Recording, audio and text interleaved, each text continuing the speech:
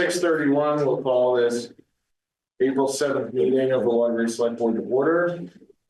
First item on the agenda is to approve the agenda. Motion. I make a motion to approve the agenda as presented. Is there a second? So it's what I got mine. Yeah, second, sorry.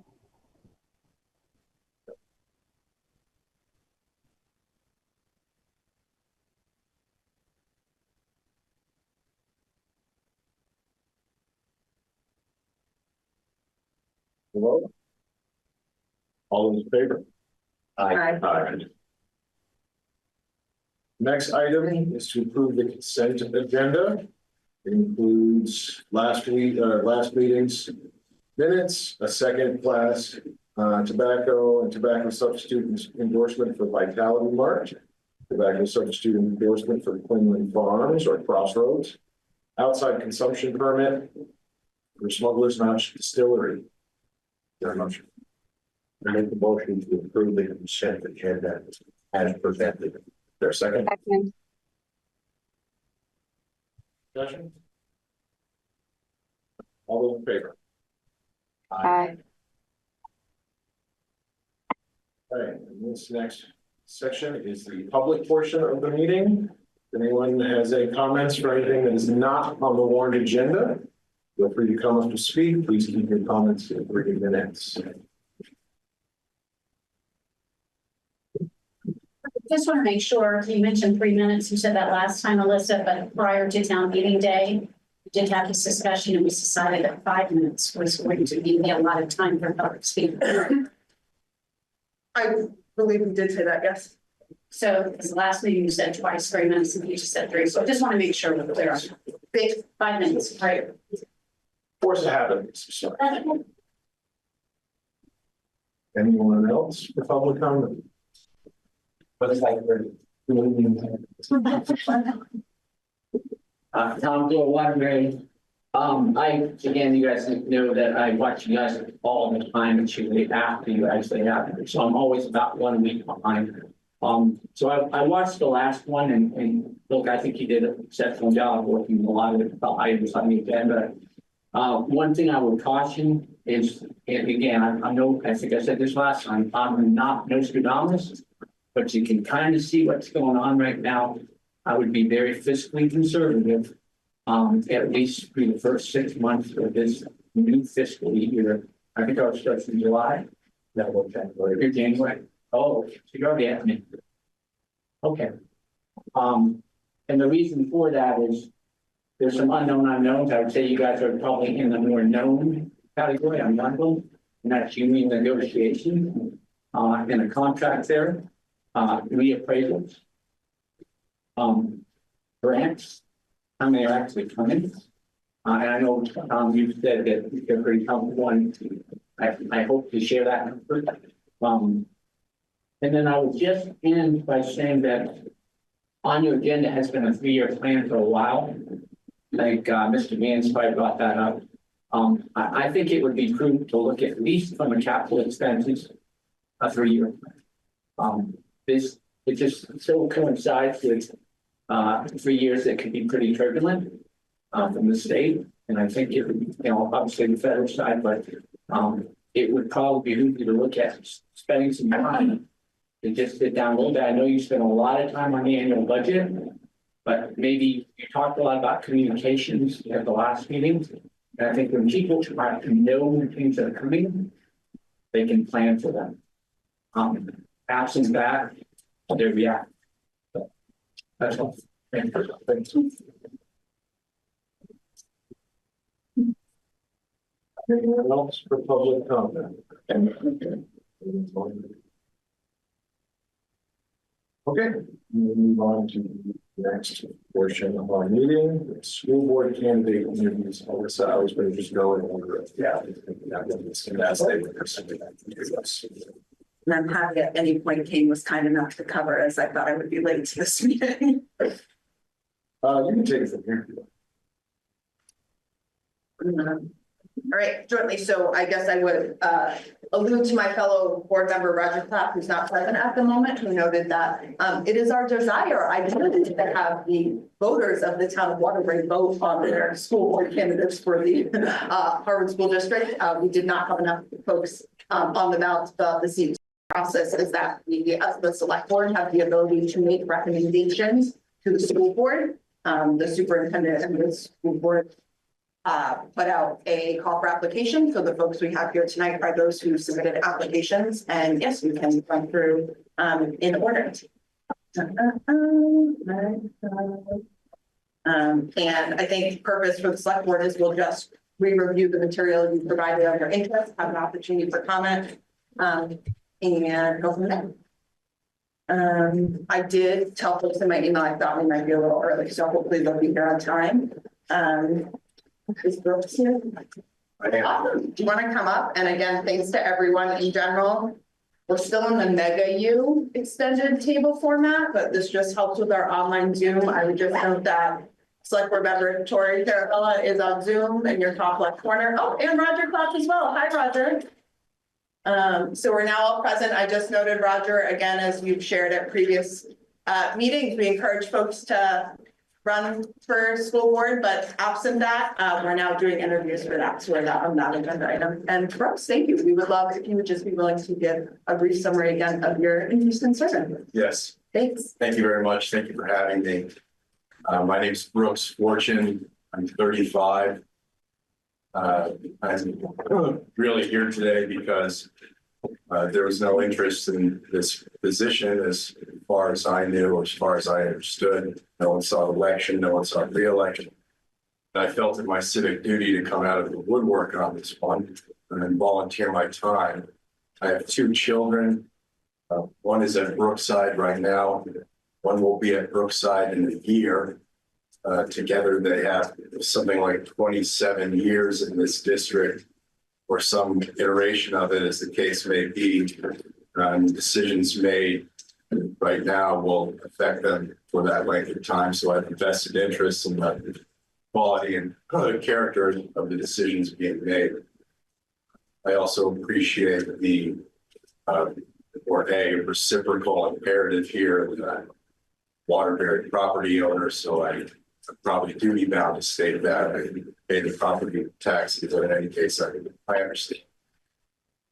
My profession, I'm valued for my strategy and judgment.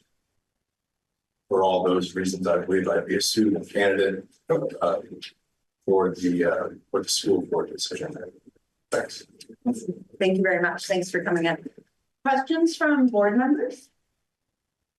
Yeah, I have a question. What do you hope to bring to school board, and what do you hope to gain from your position on school board? I hope to bring a sense of collegiality and respect to the position in the school board. It's a 14-member board, as I understand, so we all have to work together. And I hope to gain an understanding of, or better understanding rather, of how the school district works, of how it does benefit my children and will continue to benefit them, and how it may better benefit them in the future. Okay. Alderman Kane and then Mike. I'm going to ask this of all of our candidates today. Why didn't you run? That's a fair question. As I said initially, I'm here because no one else ran for it. No one sought re-election, and I felt it my duty to come out the work on this one. I candidly have not taken great interest in the school board until such time as I realized, well, no one else wanted to do this. Someone's got to do it. My kids go to school. Once my kids go to school, and so I threw my hat in the ring, so to speak. Mike. I too was probably going to ask this question of every one of the candidates. What is your opinion of the proposed realignment of school districts and the way education has gone. Looking I have reviewed the proposal materials on that, although no draft legislation has been published. I can't tell from that proposal how exactly it will, for instance, increase teacher salaries, which it promises to do. I also can't tell exactly how it's supposed to regulate or decrease property taxes. In general, I favor local control of most things, but to the extent that the governor and the Secretary Saunders can prove up the fact that this is the proposal that we need for the state, it will improve education. It might help improve services and resources to other areas that the state is responsible for. I'd be happy to hear that. But as of right now, it's really hard to form a concrete opinion on whether that's just a good idea or a bad idea. There's Roger. Go ahead, Roger. Brooks, could you talk about your availability and commitment to attend all of the school board meetings? Yes, I spent a fair amount of time discussing this with my family and whether I would be able to do this and whether I can make sure that my kids are all set as I'm gone at these meetings for at the very least 4 hours a month. And I am available to do that, and I have taken all of that into consideration. Yes.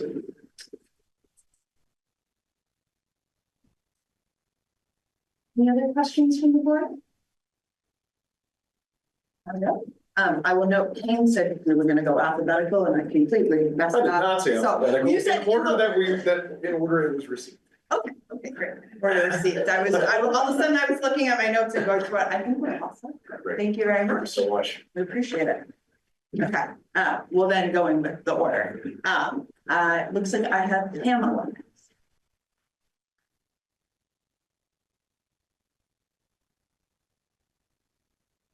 Thank you for not putting me in the hot seat first. I'm Pam Eaton. I'm a resident here in Waterbury. I have a son who's a school student. He's a second grader over at Brookside Elementary School. I think school board is something I've been interested in for a while. I've had some hesitations to answer your question candidly, Kane. I didn't run because I was nervous about putting my name on a ballot and the process of having to, I found that to be somewhat intimidating. But then similar to Brooks, when I realized no one else wanted to do it, I realized that I can do that. And I would be I do want to serve. And if it comes to it, please select me. I want to run it next year and put my name on the ballot and not have to go through this process because I recognize this is not ideal. But having lived in Waterbury for a while, we chose Waterbury. And one of the things we looked at when we were looking at Waterbury was the school graduation rates, SAT scores, ACT scores, college acceptance rates, and looked at how our schools were doing. And my husband and I thought, wow, schools are great. We live here and we haven't been impacted. And I watched my niece and nephew kind of struggle with the schools. And so ultimately we came to put my son in kindergarten. We chose not to put him in schools because we had concerns. And the school we chose ended up closing down. So I can tell you how not to run a school at this point. And we did end up putting him in Brookside for first grade. And it was a positive experience. And we learned that there are challenges in the public schools here, but they are overcomable and they are solvable. I think some of the concerns I have as a member of the community at large is that it feels like, I guess perhaps school board elections, feels like there's just a lack of involvement with the community in general and getting some of that buy-in from the community.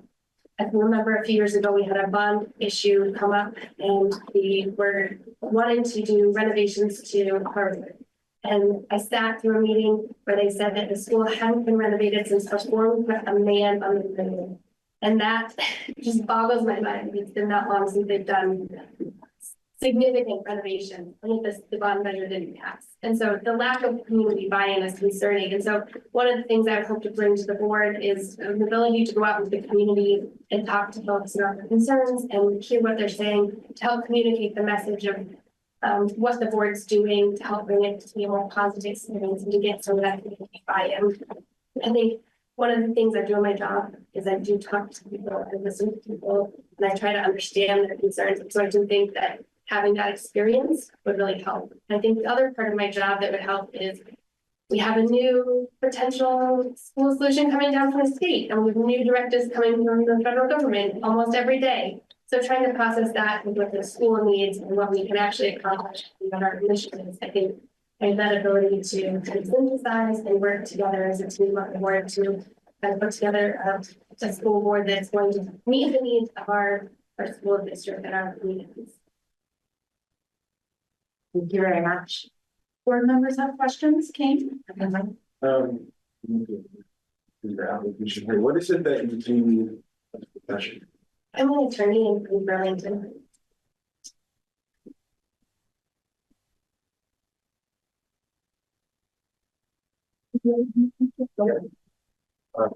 Kind of you addressed it a little bit in your discourse, but I would like to hear more in terms of with the reorganization of education.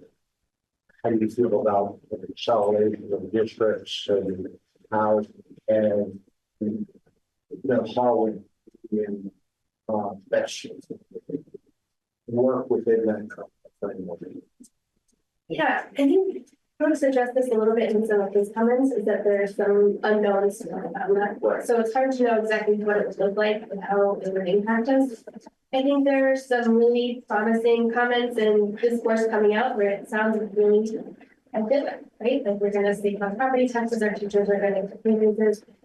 But how does that look in reality? I think is a separate question. So I think coming to that discussion with an open mind and not having preconceived notions about what that would look like or how it would work, I think will be important because I can really analyze what are the impacts of this policy and how will it impact the community and will it be positive or negative? But some of those things are just harder to address than negative. But overall, I'm cautiously neutral about it. Maybe leaning optimistic, but With the economics of consolidation and stuff, would you be favor, opposed, or need some more thought about closure of schools? I probably need a little bit more thought. I know that there's been quite a bit published on Front Porch Forum in Waterbury Roundabout recently about the proposal that came out with the different options, and one of them was the status quo, and then the other 6 have the very. And I think there's pros and cons to all of it. But I think that if I understand correctly, the next step is to try to reduce that from the 6 or 7 options there are down to 3 or 4 options. I think in that process, it'll become a little bit more clear what exactly that positive and negative those policies will do. Tori, is you coming online? Yeah, thanks. So Pam, you kind of touched on it a little bit on your intro, but I wanted to give you a chance to maybe elaborate more on what strengths you feel that you are going to bring to school board and then what you hope to accomplish while on the board. Yeah, thank you. I think one of the strengths I have is being able to listen to people and then communicate, as well as try to process all the information that's coming. So I think that one of the strengths, I guess, would be to understand the information and then share the information in a clear and coherent manner to the rest of the school district that's not on the board. And I think one of the things I would hope to bring is I would hope to be able to bring the community in and get their buy-in for all the changes that are coming, whether we're getting rid of schools or not, whatever it would look like. I would want to have the community buy-in. So I think that ability to communicate would help with that. Other questions, Roger? Yeah, Pam, could you tell us about your availability to serve and your commitment to attend all of the school board meetings?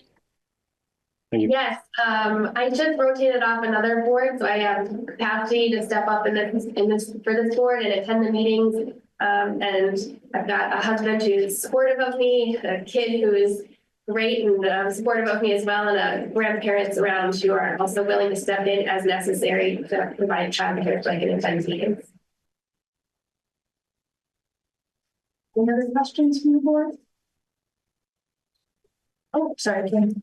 Your application here, says you decided to enroll your child in private school. And the reason for this was that you saw Waterbury students struggling after the pandemic. Do you have more details on what that struggle was? Yeah, I think the struggle that I was seeing was almost twofold. Struggling trying to go between at the time they were doing some remote days and some in-person days, and struggling between the expectations of how to behave in a classroom versus how to engage in work when you're at home online. So some of it is no longer a current concern because we don't do remote days like that anymore. But two, just the level of rigor in the education that was able to be provided over the remote days. I saw from having watched, a second grader go through the system before COVID to a second grader going through the system post-COVID, family members and friends, not my own child. The ability to teach the child in a classroom and provide a rigorous education was much higher than what was able to occur during the remote time. So I just felt like there was an educational gap at that time frame. And so we chose to do a remote school at that time. But I think that's improving now that we're always in school and the facilities we have.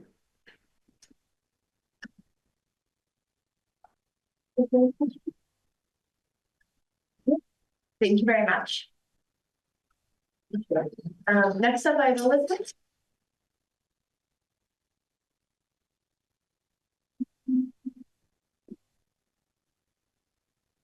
For the Selectboard.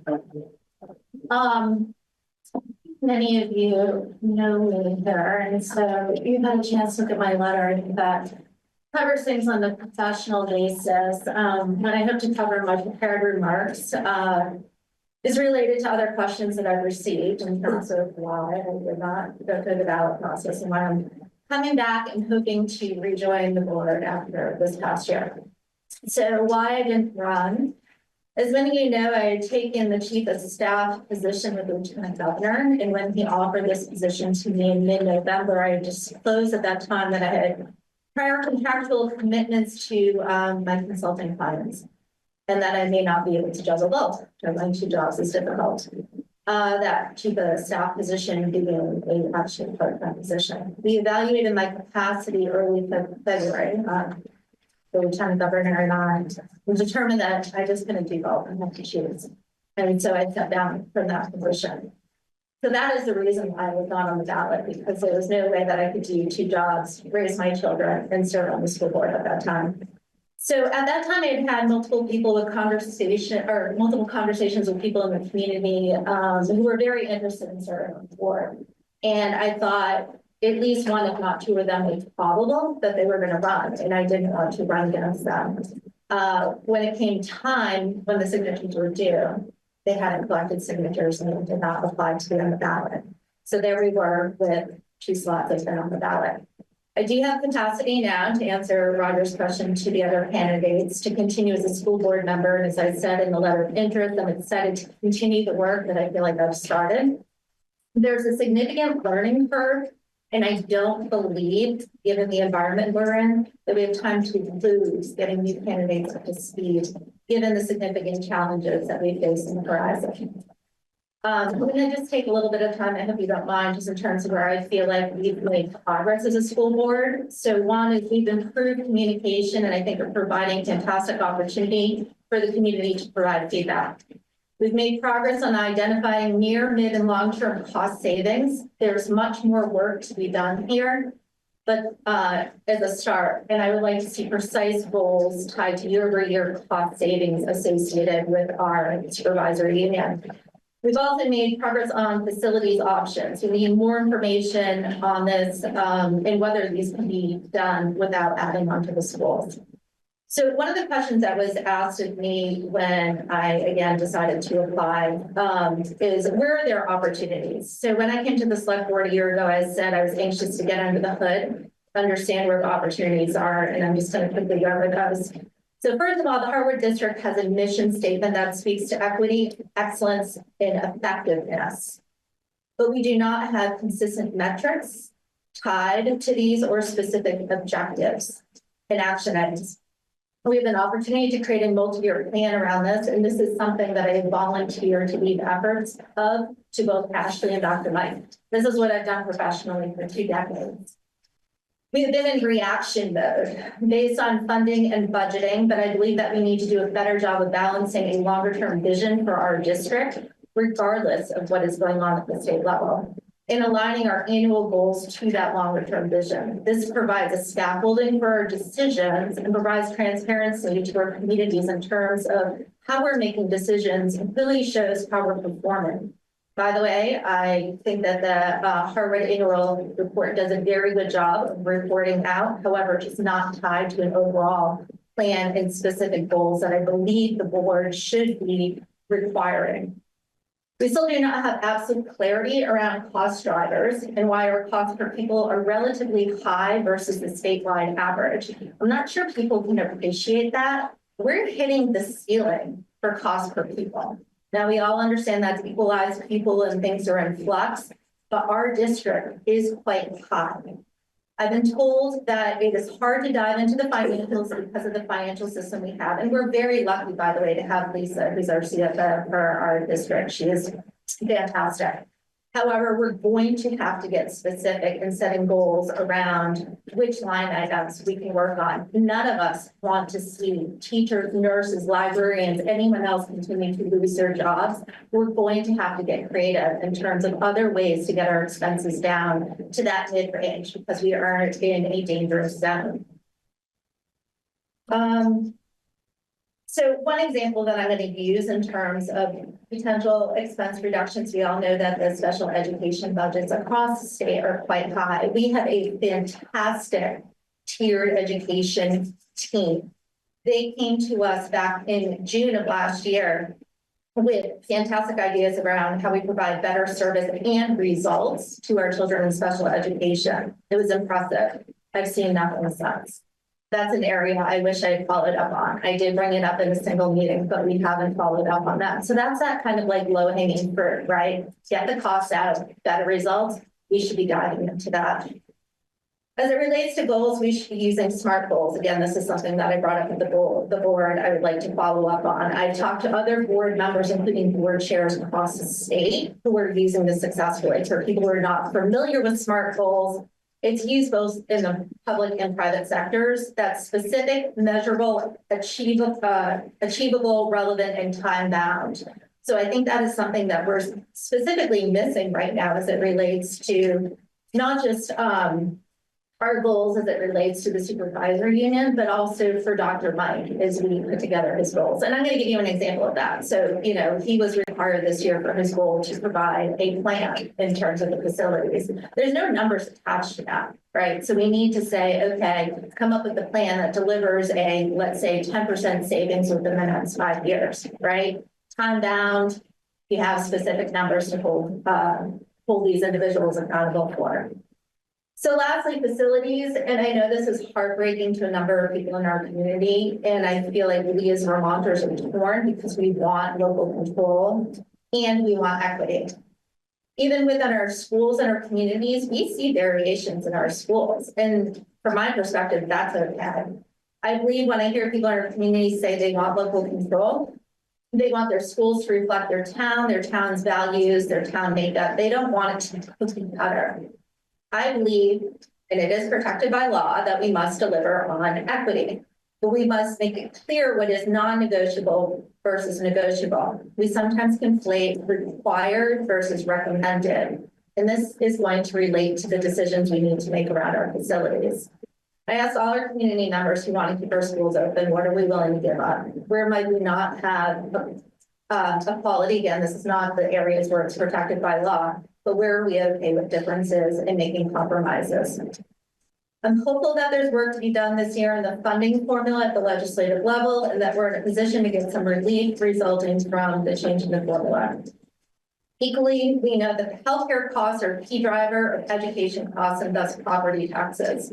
Best case scenario, there's several bills that are being considered it may provide some relief. Ideally, we can go into the fall and winter spending less time focused on cuts and more time on future planning, understanding where we have a unified vision and where we can embrace diversity of experience.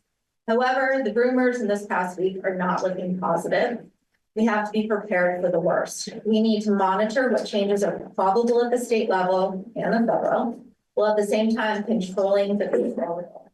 We have to get clear on what's required versus optimal and listen to all of our constituents to decide where we're okay with trade-offs. And yes, trade-offs are going to be required, especially if the artificial buy down of the school budgets needs to be redirected based on federal cuts. I went to public school. My kids are in public school here. I'm committed to public education, but the reality is things very well might get very tough. As I quoted last year from Patrick Reed of Mount Abraham, you have to choose to do less with less or find new and different ways to provide outcomes we all desire with less. Vermont has not had a long history of providing great education because it's a top spender. Vermont has provided our children with a great education because of great teachers and a strong community. Let's not lose sight of that. The number one determinant of student success is great teachers. Our challenges require finding new ways. I'm a firm believer that it takes different backgrounds, experiences, and way of thinking to find creative solutions. And I'm committed to fostering productive dialogue. Thank you very much. Questions from the board? Mike? You addressed a lot of my issues with school change and stuff in the state house. Yeah. It's not firm, but I would like to hear where I address about school consolidation and closing. Yeah. I'm actually in favor of the district consolidations. I think the proposal that I believe, the Senate is looking at, like the Senate Finance, is around the 12 tech centers. I think that makes a lot of sense, especially since we know we need to be investing more so in tech education, which I think is a huge opportunity for us. It's heartbreaking when you look at the numbers that we used to have 120,000 students. We're down to, I think, 83,000. We're losing 1,000 or 2,000 students per year is our trajectory right now, as we have our working families losing the state because they can't afford to live here. And so I do not believe that we're going to have any other option other than to consolidate. Also because of our dedication and commitment to equity and equality around protect, and that being protected by the Brigham decision. I think we've been throwing money and using money as a proxy for equity. And I think that, again, it's been heartbreaking, traveling around the state and looking at these communities where it's clearly not equity. And so we need to do a better job of making sure that the money that is being associated with children in poverty, English as a second language, those children with disabilities, that they're actually benefiting from this money and it's not being used to do things like pay down bonds and put in turf fields. Lori? Hi again, Elizabeth.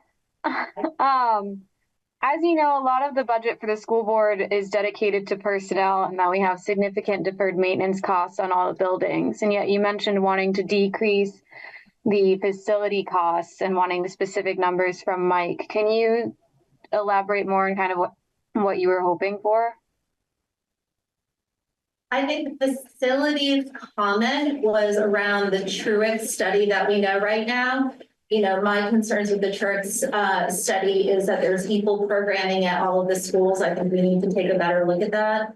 I'll use an example that when I was in public school, middle school, I went to the same high school or the same school that my grandfather had gone to. We used the cafeteria for gym as well, like multi-purpose. So I think that there's opportunities for us when we look at the facilities plan, Tori, to say, is there a way without adding on and adding additional costs to our taxpayers who are already burdened in terms of what's required versus what is optional? I don't know if that answers your question.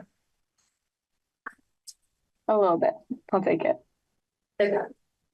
Roger? Elizabeth, thank you for addressing my previous question. I was wondering, as a school board member, what can you do to assure the retention of high quality teachers? Oh, that's a big question. And my biggest concern in our district where we're actually giving 10% more of what we're taking in taxes, giving it back for redistribution to the state. What we're seeing is teachers here, especially with easy access to like the Chittenden schools, is our teachers leaving because they're scared and they have families that they have to provide for. So I think the question is very difficult, Roger, because it's like, what can I personally do as a school board member to make them feel more comfortable? We're in a really difficult position until we actually have a plan here from the state, which is, I think, it's hard without getting under the hood, but I know one of the objectives of that plan is to try to equalize some of that pay, which I think will help to prevent some of our teachers actually from leaving and trying to find more money in some of these richer districts that are getting more funded. Any other questions? Was that a hand? Thanks for I like that you spoke ad nauseam about your objectives and goals for the board. And you mentioned in your intro to us that your involvement in state level politics gave you a broad view. Would you say that your involvement in state level politics pulled you away from activities on the school board and maybe interfered with your objectives for the school board? Not at all.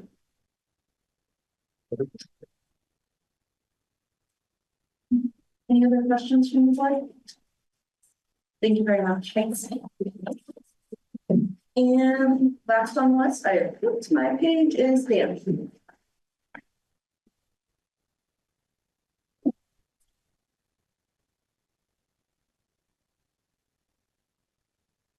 Dan Rossioli, Waterbury. I was on the school board this past year, sat here last year for these interviews. I have 4 kids from 9 to 19. The oldest have now left the district, and the youngest are at the side.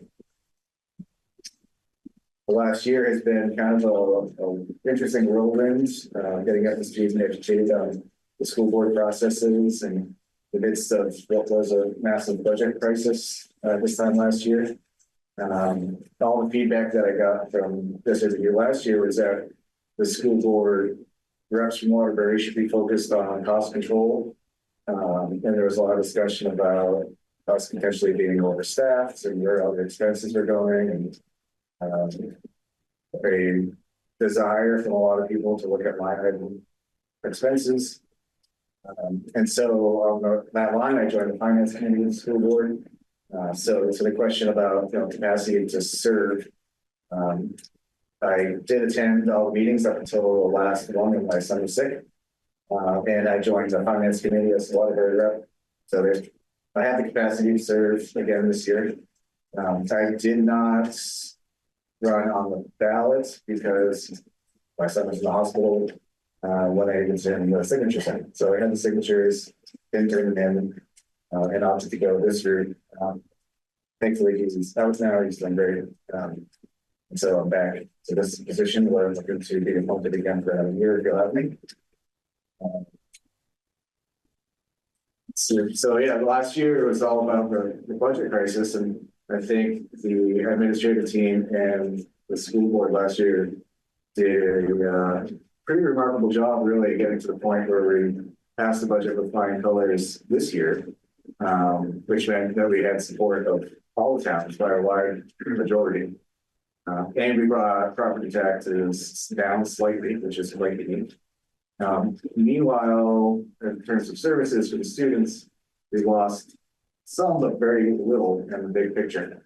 Now, nobody wants to lose teachers, nobody wants to lose nurses. I get that, right? But also we had somewhere around 40 more full-time equivalent staff going into last year than we did 20 years ago, even though 20 years ago we had hundreds more students in our district. So over the last 2 years, the last 2 budgets, I should say, the full-time equivalent count has actually dropped by about 50 people, which in a small community is a significant amount. So we're at the point now where I think where further cuts are really going to start feeling the pain. The administrative team, the school board, I think has done a great job in the last 2 rounds of cutting the fat, if you will. And finding ways to reduce people and reduce expenses without impacting the students much. And I think this next year it's going to get more difficult.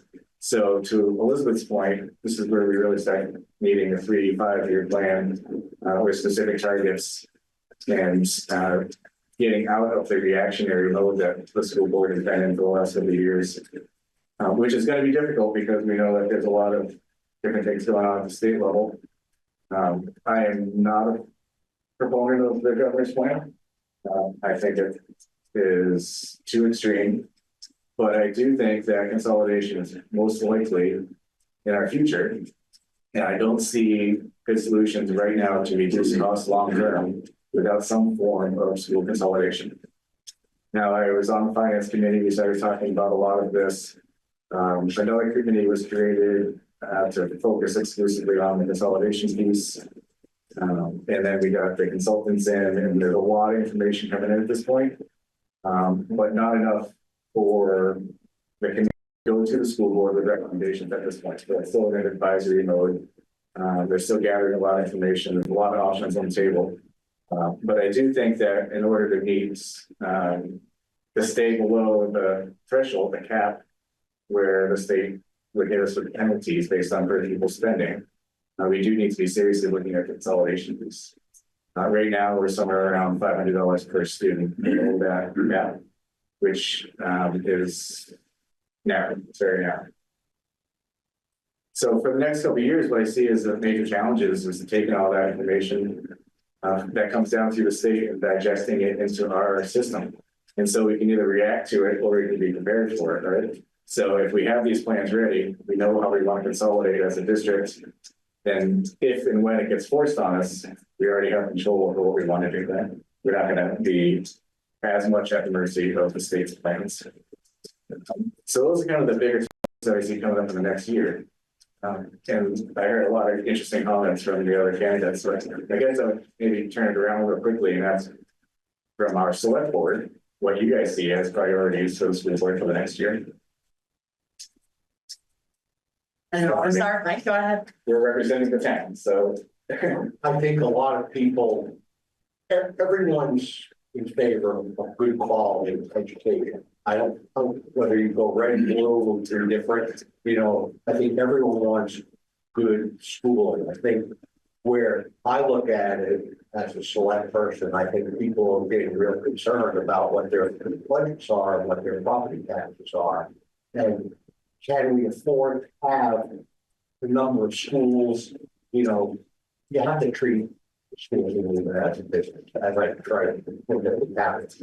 So that's where I kind of look at it, anyone who gets selected, I think they need to be fiscally responsible, and still provide, I think you can still provide good education. Throwing money at education doesn't always count for production. And I think that's my background. I've been in small business for 2 decades, and working under a budget is the norm, right? And moving quickly is the norm. And so sometimes I feel like we just kind of keep putting things off, and hope isn't really a plan, so we need to get past that planning.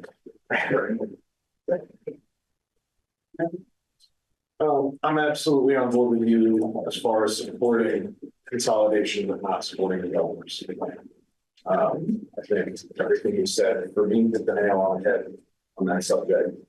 I can't speak for the rest of the board, and I don't have children in the school system, but overall, to me, yes, some form of consolidation, not as extreme what the governor's proposed is kind of what my head was at as well. So thank you for reassuring. Yeah, I think it's inevitable, but it's also remember that Waterbury and Duxbury did consolidate voluntarily years ago, right? And the Valley hasn't done that yet. And so there's a lot of different proposals on how that might happen. It'll be interesting to see how that develops. And I know some of the proposals coming back are looking at saving upwards of $600 million over 30 years just within our district, which is like that's your property tax increases for the next 30 years. We'll continue around the metaphorical circle, so I'll go Roger and then Tori. Yeah, Dan, to answer your question, what I'm looking for is trust. That the people that we appoint are going to give their all to solving the problems. And I certainly recognize that the problems that the school board is facing are considerable. But the problems that we're facing are not inconsiderable in themselves. So, that's really what I'm looking for. And question for you is really, I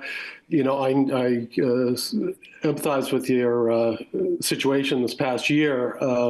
Are you now in a position to, I assume you are because you're asking to be appointed, but are you now in a position where you can give this your all? Yeah, I am. That's why I'm here. I don't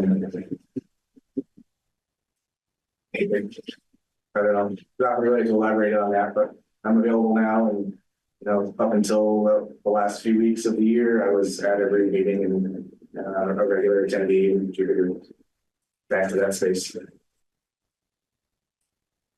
Tori? Yeah, I think for what we're looking from you guys, Dan, I am very happy to see you back here. I know you've done some very instrumental work in that finance committee and asked some extremely vital questions throughout your time there. And it's very much appreciated that you're here. I would just ask that you guys continue to explore that and make an informed decision. I know it's not as easy as just let's close the farthest away school. I know you guys are really looking into it of like deferred maintenance costs, comparing buildings and who can take what expansions and how much that would cost. So I really appreciate the informed decision you are making. And I would ask that you guys just continue that work.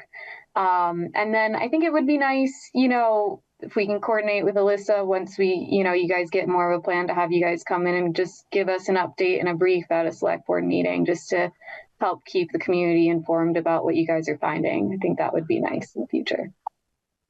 Good, thanks.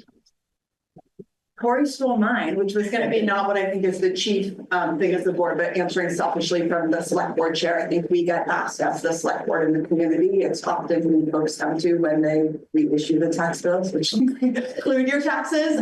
So we're hearing feedback about that. And I think I'll name our board is having conversations about communications and long-term planning. So I mean it when I say I know neither are easy, but I think there will continue ways to figure out building bridges, because I will recognize, speaking for myself as select board chair, we haven't proactively reached out to the school board or always had an ongoing conversation. And then we arrive at moments like this sometimes at the beginning of the year, and then folks will join on public comment and again ask questions. And we said we're the select board, that hasn't been totally within our purview. So I'd like to have a better answer when folks come to us. Yeah, that's fair. I feel like sometimes the school board isolates a little bit.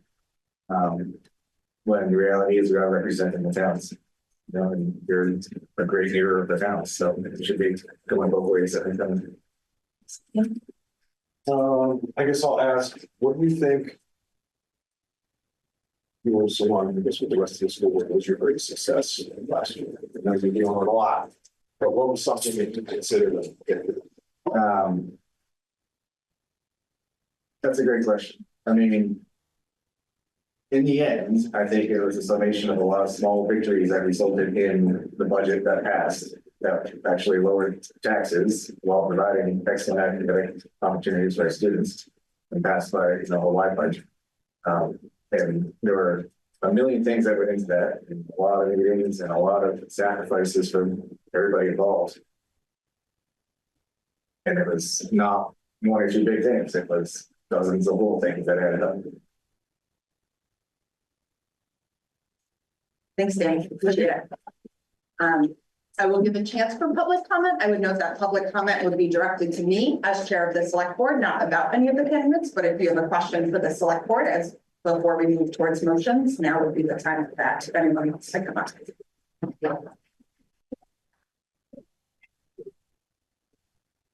Kelly Lake, Waterbury. I'm just curious, with your answers that he addressed to you. like, what is your education? Where did you go to college? You know, to put your questions for board members. So I'm curious as to what your education level is. And do you want? I'm glad. Okay. I'm a proud graduate of the University of Vermont. I had a degree in agricultural and environmental education. I was involved in finance for 31 years, so I have knowledge of education as well as I feel a strong background in both finance and government administration. I attended a vocational school, but I did two different vocational certifications. I also grew up with a family of teachers. My mom is sister is a teacher as well. Because we're going around the circle, mindful that we have 5 minutes, Roger, then Tori. I have a bachelor's in psychology from Tufts University and a master's in the arts of teaching from the University of Vermont. Thank you. Tori? Yeah, I have a bachelor's in English and business administration from the University of Florida, and then my JD from the University of Mississippi, and I have passed the bar in several states. So, Pardon? The what? Oh, thank you. Thank you. We got clarification in the room that our closing time. And I went grades K through 12 in public school in Harvard, Massachusetts, and I have a bachelor's in environmental science from the University of Vermont. Thank you. Yeah, you're so I appreciate it. Any other questions? Comments? I see Valerie hand up behind you, then you, Chris.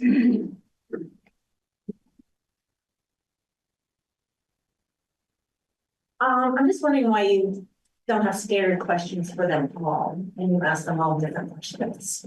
Great question, Valerie. I'll answer for myself and say when I started on the select board, we didn't have application forms. And after several meetings of sitting like this, Danny Kelman helped be a galvanizing force to adopt a more formalized application process. As far as I know, we haven't had sex questions during my time on the board.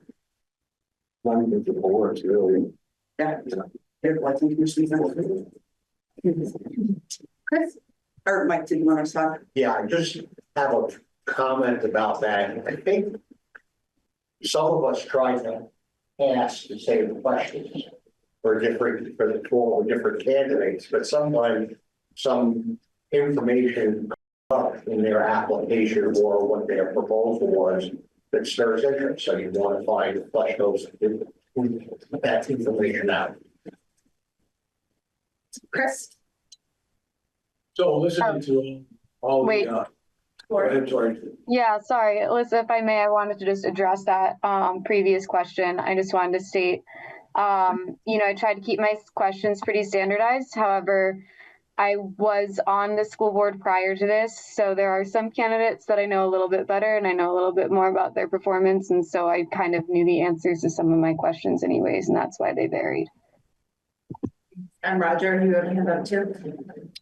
Yeah, I mean, I asked pretty much the same standard question about the candidates' availability and commitment to serve and attend all the meetings. Elizabeth addressed that in her presentation, so I asked her a follow-up question. Then I would just welcome the comment. It is 7:24, and then do you want to give the board time? Thank you. Yeah, no problem. So I appreciate everybody's educational degrees. I graduated Harvard by the skin of my teeth, and probably some of you heard that before. I got a degree in the School of Hard Knocks, but I've been self-employed successfully for over 40 years, pushing 45 years. I believe in education. Well, I want to agree with Mike when it comes to this narrative that more money in the education system equates to better outcomes is a fallacy, in my opinion.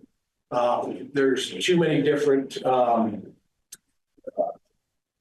avenues or aspects of education that leads a person to be very productive and successful person. the other night at the Harwood there, when I told you that, when I asked the question about how many people were gonna be able to stay here in Vermont, if they thought they could retire and continue to live here, out of 100 people, like I said, there was 10 or less that raised their hand. There's so many indications out there that the education problem is bigger than I think people are willing to accept. We're starting to hang ourselves with our own rope. And if we don't do something about that, I believe that we can find a happy medium. I believe that if we keep on the path we're on right now, our education system is doomed simply because people aren't going to be able to afford to raise their children here anymore, let alone the fact that I've said it 100 times and nobody's come up with an answer and a suggestion. How are these kids that are going to graduate with such high costs in property taxes and high costs of living here going to be able to stay here? Nobody's bothered to recognize that yet. So I just want the board to be cognizant of who they put on the board. I think there is a degree of learning curve that at this point in time, do we really have the affordability of that? We're getting to the point where we're bleeding so profusely that scalpeling this solution is no longer a possibility. It's going to get to the point, and to Tori's point, with reconstruction of these dilapidated facilities, that's a $300 million a year expenditure that the state has already suggested is going to cost us for the next 21 years consecutively. Will be in the realm of $6 to $8 billion on top of trying to afford something that we are already having difficulties affording. So it's good. We're nearing the point of amputation is what we're nearing. So I just want the board to be cognizant of who they choose to be on this board. Thank you. Yes. All right, who got any other public? Lisa? And real fast. The gentleman Brooks that was here, did he mention that he lived early? Because he seemed pretty upset when he left. He stormed out. So I just wondered if he had asked or mentioned that he did leave early for some reason. I'm not aware, but I will say I have not checked my email since 4 p.m. as I've been in the days back to back since that time. It's not sufficient. Any other questions? All right, is there a motion or discussion from the board? Roger? I'll move to appoint Dan Rascoli to the select board. Second. Second. I'm going to appoint him to the select board. I'm sorry, school board. Although. Roger just put his resignation in. So to recommend Dan as one of the Waterbury candidates for the hardwood board, motion by Roger, is there a second? Thanks. That's his original motion, but we'll. Okay, so we have a motion by Roger, second by Kane, further discussion. Yeah, I just want to offer, I think it's very noteworthy that Dan is the one candidate that has been recommended by the superintendent and the current school board chair. I think that should have some weight in our decision. I also do think that he has, performed some very helpful and vital work to the school board, and I am very happy that he is willing to continue to do so. And he was there at every single meeting, and I really appreciate his dedication to it. He was there in person. Really helps with the discussion going on. And I strongly support him being appointed. Further discussion. Right, we have a motion and a second. All those in favor, please say aye. Aye. Aye. Any opposed? Any abstentions? Is that unanimous, folks online? I said aye. All right. So we made one recommendation, further discussion. Mike? I make a motion to have Elizabeth Brown selected for appointment as the Waterbury rep to Waterbury School. Thank you. Motion by Mike. Is there a second?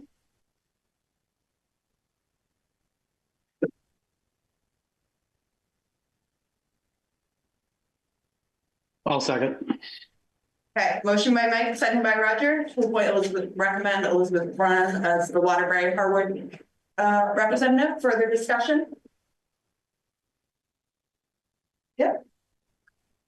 I think Elizabeth does offer, as I think we look at Dan, some on-the-job experience of being a school board member, which I think is important. They can do the job on day one.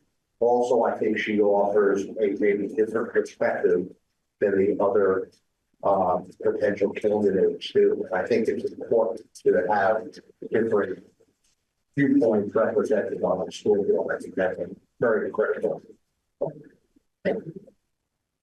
Any other discussion, Tori? Well, I appreciate Elizabeth throwing her name back in the ring, and I understand that she's had changes in her life circumstances. I don't think that her experience level is quite the same as Dan's. She was not at quite as many meetings as him.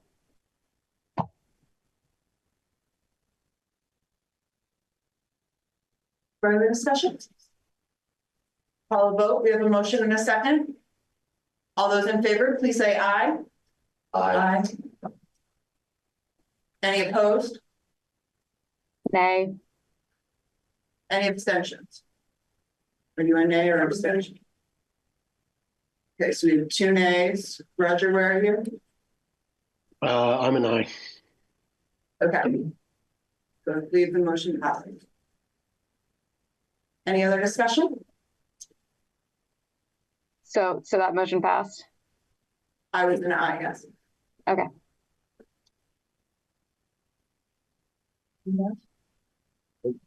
All right, I did want to use Lisa Scagliotti, who noted that the Central Vermont Career Center technical school also has opening from Waterbury, or sorry, from the Harwood district, which could include Waterbury. So anyone who's interested, there's a separate process. Lisa has linked to the detail. It's not run by the school district, so I can't tell someone how to apply, but did you want to come up? They're not too.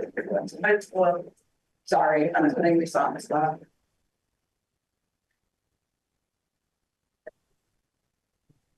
This is for the roundabout.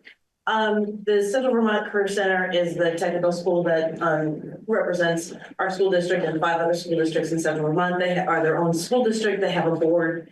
There was an opening on that board on the March ballot that did not have any candidates. And one of those openings, they have appointed members from the school boards of the sending districts, and they have at-large members from the sending districts. This was the at-large representative from our district that had no interest on the ballot, so no one was selected. There is information on the Harwood Union School Board school district website about how to apply. It's a letter of interest to the school district, person, school district board. They're looking to do appointments this month as well.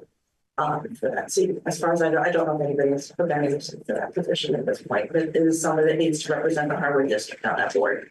And if you have not seen it, there is a lot happening with that board right now. They're looking at building a new career center and a possible bond vote in November of this year.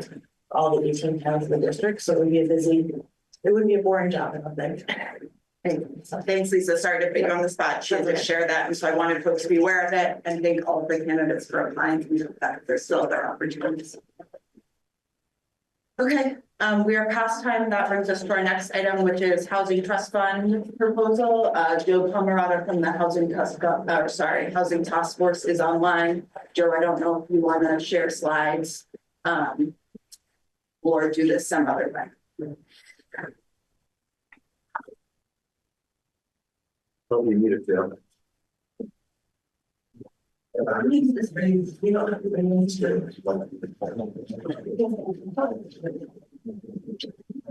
What's the light going here? Okay, Melissa, can you hear me? Yep. Okay, I do want to share my slides. Share the presentation that was sent out. I sent a request. Yeah. Okay.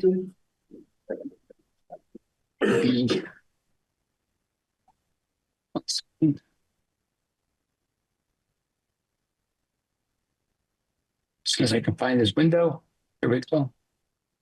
Okay.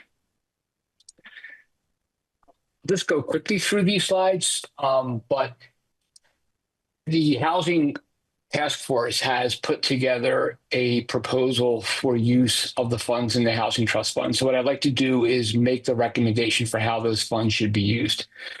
This first slide just summarizes what's been discussed on this topic to date. That real simple, the Housing Trust Fund was approved at the August meeting. It was actually funded at a November meeting. And so what we're talking about here is the 2024 allocation to the trust fund, which is $100,000. I presented this slide once before to the select board. It's simply a summary of the Vermont Home Improvement Program. And just the key takeaway of it is this has been a very successful program for the state in terms of bringing new capacity, new housing onto the market. And if you look at the bottom point on the right-hand side, you'll see that since January of 2023, there have been actually Waterbury residents who have applied for it and have been awarded funds under this program. So it's a successful program, and it's also a program that's known by residents of Waterbury. What these next couple of slides will do is talk about the differences of the Waterbury program compared to the state level program. Again, I want to go through this so you understand what we're proposing. So at the state level, the grants are anywhere from $30,000 to $50,000. We're limiting the award of the Waterbury program up to $30,000. Looking down at line 3, the state program actually only reimburses for expenses that occur after the grant agreement. We're allowing expenses that occur within 6 months of that grant agreement. This way, if people are already in the process of building, they can use these funds and get some of those expenses reimbursed. The state program has actually 2 models. It's a 5-year grant or a 10-year loan. We had several discussions with, you'll see with Downstreet around this topic, and you'll see why we had discussions with them in a slide coming up. But we're only recommending that the 5-year grant option be available for the Waterbury program. Real quick on the next slide. The 5-year grant program from the state requires that any recipients of the grant have to work with a so-called coordinated entry organization, meaning that the landlords do not have the flexibility of choosing their own tenants. The coordinated entry organization recommends tenants or actually assigns tenants. We're not proposing that for the Waterbury program. We're proposing that the landlord is free to choose the tenants that would be housed in the facility. We're also likewise not limiting the credit score or allowing a credit score to be at the landlord's discretion. Another important topic is the rent. So the unit is, in the state program, the unit is limited to the fair market rent for Washington County, which is for a 1-bedroom apartment, $1,082 in 2025. So we're recommending that be increased to 110% of the fair market rent for the Waterbury program, or that's $1,190 in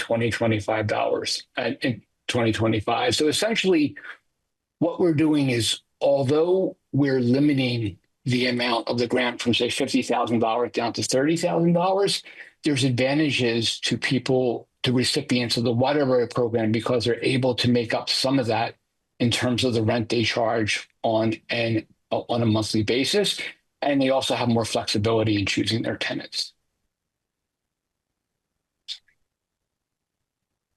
So that was the overview of the program and how we would recommend that the Waterbury program be different than the state program. As far as the administration of the program, Tom Lights actually proposed this once before, was that Downstreet Housing and Community Development could administer the program on behalf of the town. And by administering the program, what we really mean is they would handle the application process and they would handle the disbursement of the funds. Once the funds have been dispersed, our role ends. So any type of compliance with the program would need to be done by the town. And we've already discussed that topic with Tom in a previous meeting. So Down Street has expressed a willingness to administer this as long as the state continues to fund the VHIP program. And as far as I could tell, it is still in the budget for this year. So that money should still be available. The per project costs for our program as administered by Down Street would be $2,000 in administration fee. This would include all of administering the grant up to the 18 months of construction period. There would be $1,000 for inspection and then $3,000 for recording fee. So the total would be $3,300. So if I could just kind of review that. So if you think about, there's $30,000 that we're proposing for the grant, and then there's an additional $3,300 that with that initial $100,000 allocation from 224, we would be able to fund up to 3 grants. So the recommendations from the Housing Task Force are 3, is that the Waterbury Home Improvement Program be adopted as permissible use of the funds available to the Housing Trust Fund, that the town engage Down Street Housing and Community Development to administer the application process and distribution of funds, and that the amount allocated for the trust fund in 2024, $100,000, be used as for both a combination of program funding and administrative funds effective immediately.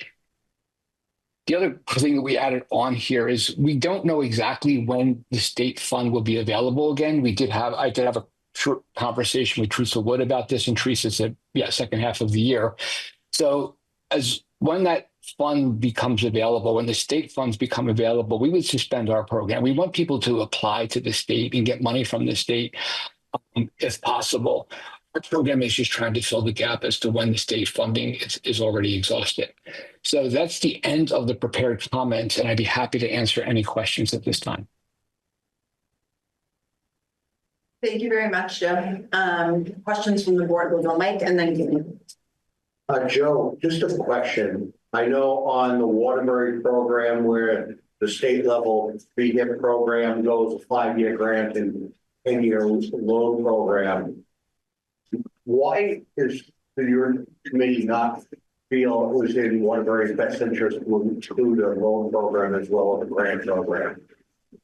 Yeah, thank you, Mike. The reason is that Down Street cannot offer the loan, and we tried several attempts of proposing this, and they're able to offer a loan for the state program because they got a special exemption from the state for that. But if we were to propose a loan program, they would have to go get a broker's license in order to do that, and they were not willing to do it. About what I thought, but thank you for clarifying. Joe, why in the fourth line of the second home improvement slide, why did the committees or the task force settle on 110% of fair market value for the unit?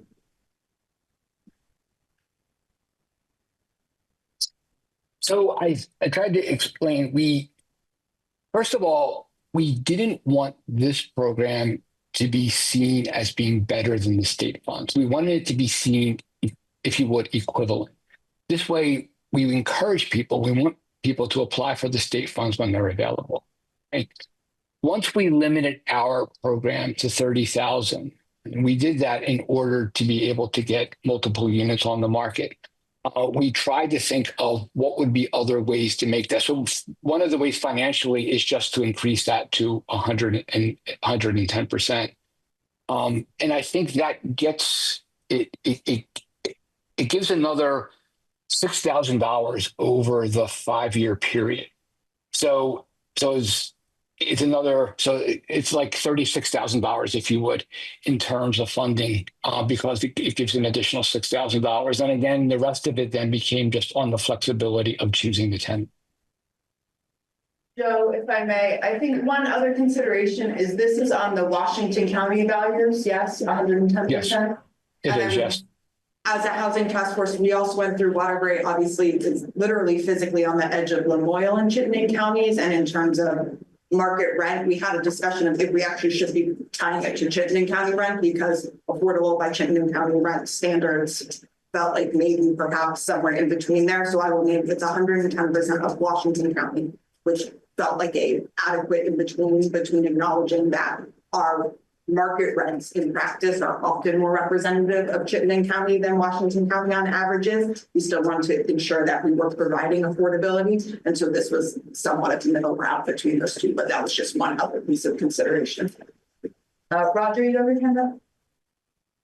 Yeah, Joe, just to clarify, if an applicant is accepted by the state, that means that they would not be eligible for the Waterbury? Right, thank you, Roger. I didn't mean to put that in here. Yes, people who receive state funding are not applicable for the Waterbury funding. Okay, and a follow-up question.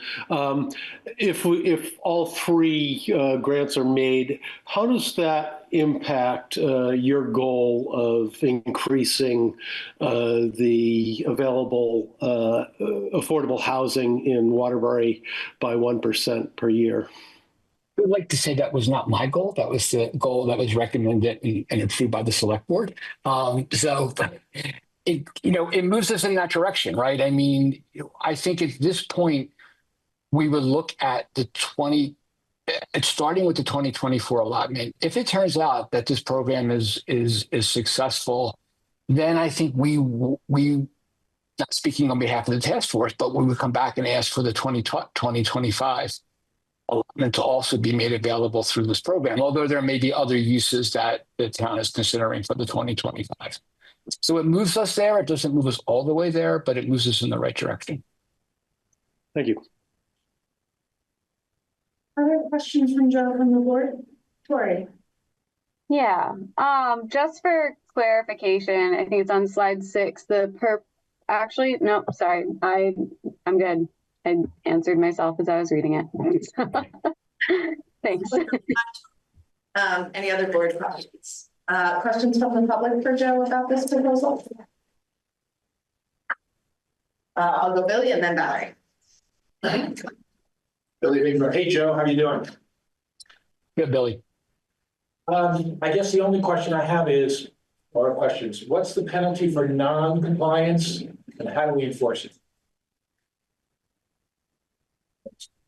So again, I mean, so compliance is going to be the, we had a discussion with Tom, the compliance is simply going to be that the landlord is going to need to show us proof of a lease, and that lease is within the financial terms that we set. It's a grant program. So, if they're in there for a year, you could ask for a refund of the money. But in general, if the recipient doesn't give you the money back, then you're going to need to take legal action against them. Joe, one other. Repeat that. Can you repeat your last two sentences, Joe? We lost you a little. I said that if the money needs to be refunded, say after 3 years, we determine they're non-compliant, so we need to claw back, if you would, the last 2 years, then we would send a letter. The town would need to send a letter, requesting the money back, and they may need to take legal action to enforce it. And I guess, one other, just add, Joe, and I will say, if you've been watching select board meetings for a while, I usually like to start with a nice framing of the issue and how we got here tonight. But I would name Joe provided that on the first slide. So this is a considered potential use for the town trust fund. And on the housing task force, when this giant task arrived and Joe and members said, how do we take it on? Creating something from whole cloth is really hard and really complicated. So this is a model that is based on an existing state program.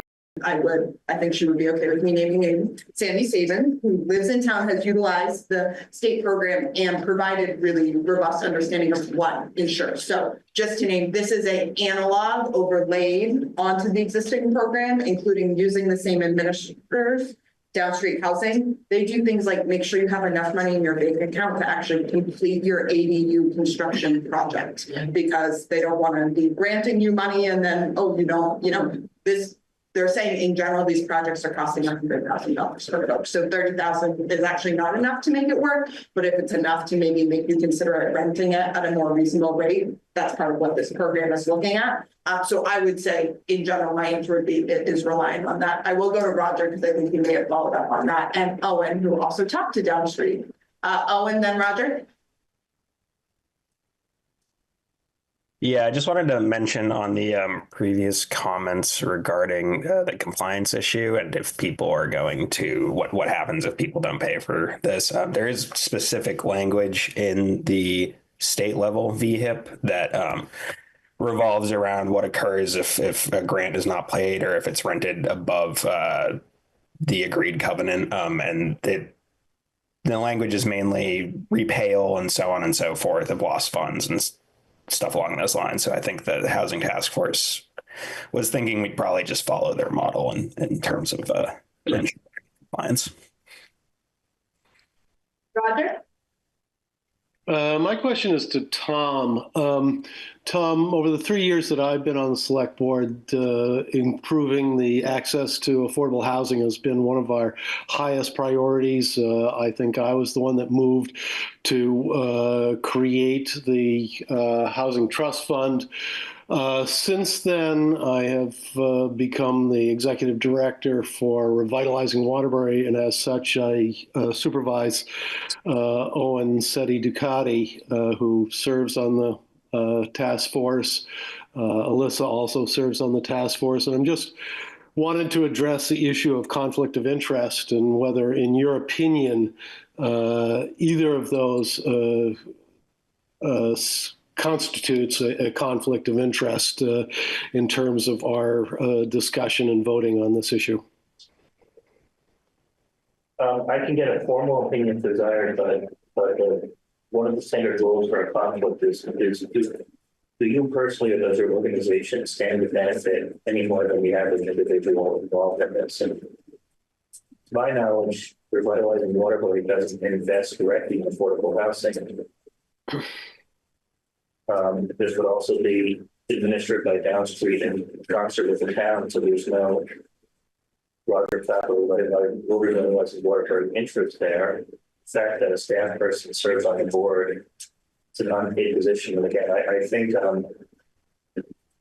we're in the clear on this one. So I'm struggling to see a conflict here. I appreciate you raising it back.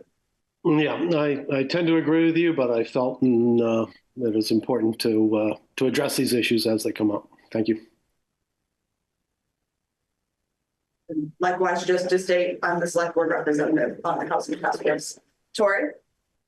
Yeah, I would like to make a motion that the select board adopt the recommendations from the Housing Trust Fund program that are outlined on slide 7. Yes, Valerie got sick. Don't worry, I knew that I had missed Valerie, and then Tori's hand came up, so I'm sorry. Valerie, please come on. Thank you, I apologize.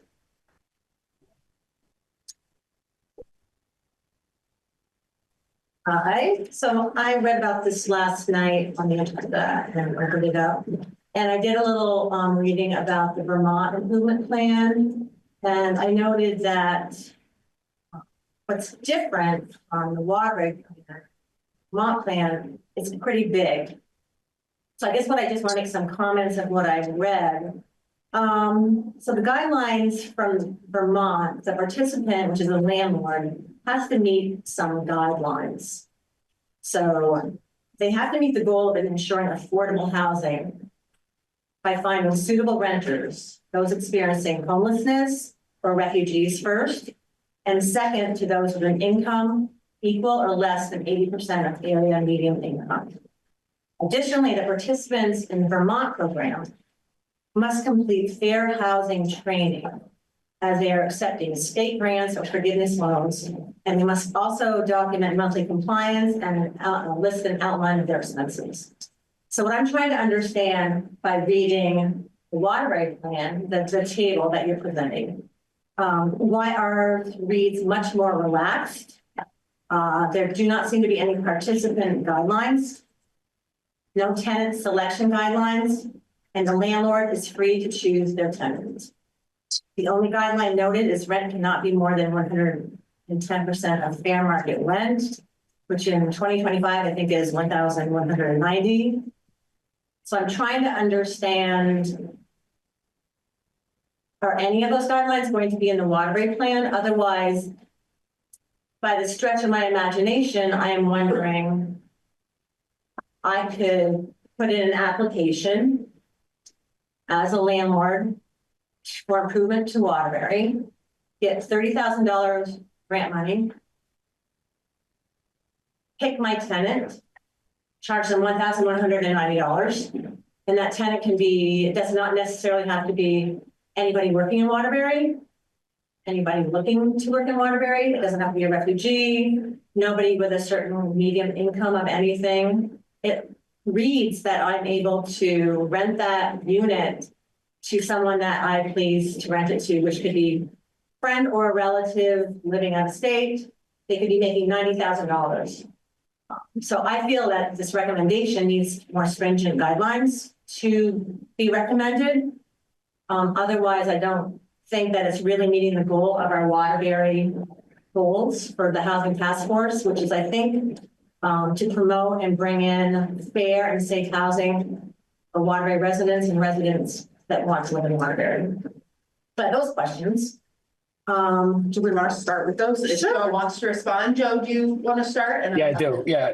Thank you for those questions, Valerie. I mean, and you're absolutely right. I mean, it would have been quite extensive if we would have listed everything in the program. I mean, it is supposed to be the Vermont program with the exceptions that we outlined in there. So you'll see as we went through the, we went through here where there's points that we specifically changed things, and I underlined what we changed. But you're absolutely right. We should have started with saying it is the Vermont program, and it is all the other pieces of the Vermont program, including the fair market housing, including the landlord training, and all of that would still hold. And as well as you said, that the person who rents it, because it is supposed to be targeted towards affordable housing, would have the income restrictions as you laid out.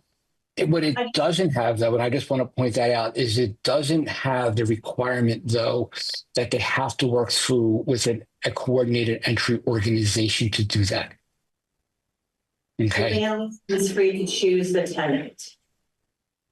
But the tenant needs to meet the income restrictions that you laid out from the state program. So the state's going to triage the applicants that meet the guidelines of the state. No, the state doesn't.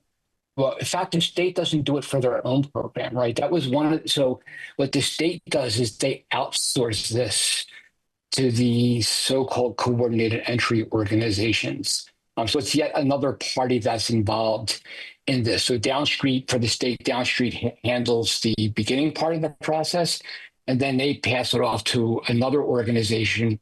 Again, this is just on the 5-year grants. They pass it off to another organization which handles the back end of the process.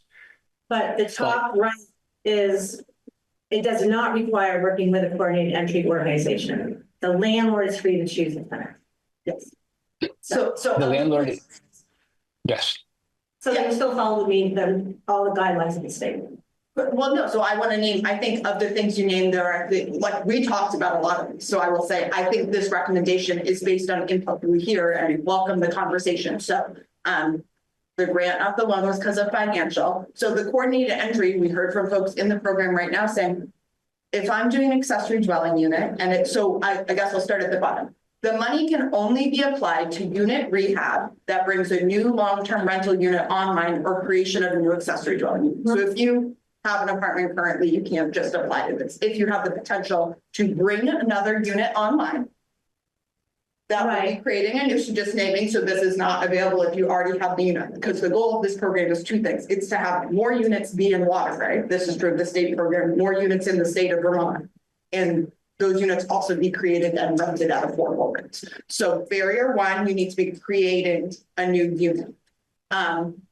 So that's the first thing in terms of it. Then we heard from folks saying, if I'm creating a new unit, in some cases in my home, this is an accessory dwelling unit, I have a home, I have an ability to carve out a portion of that as a new unit.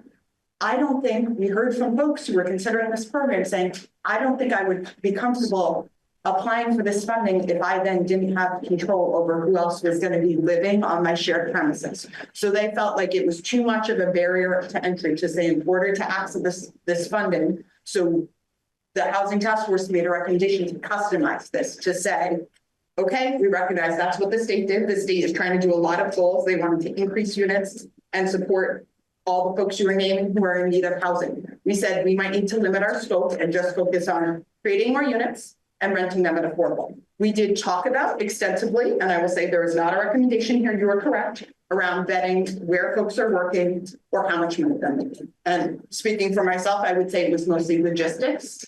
And we had a lot of conversations about changes in employment. If you live in Waterbury, but then you get a new job, is your landlord now out of compliance because you took a new job that's no longer in Waterbury, and some of the logistics. So just speaking to some of the behind the scenes conversations to arrive at those recommendations, the landlord selecting the tenant was input from prospective landlords saying, I would like to have control over who I rent to.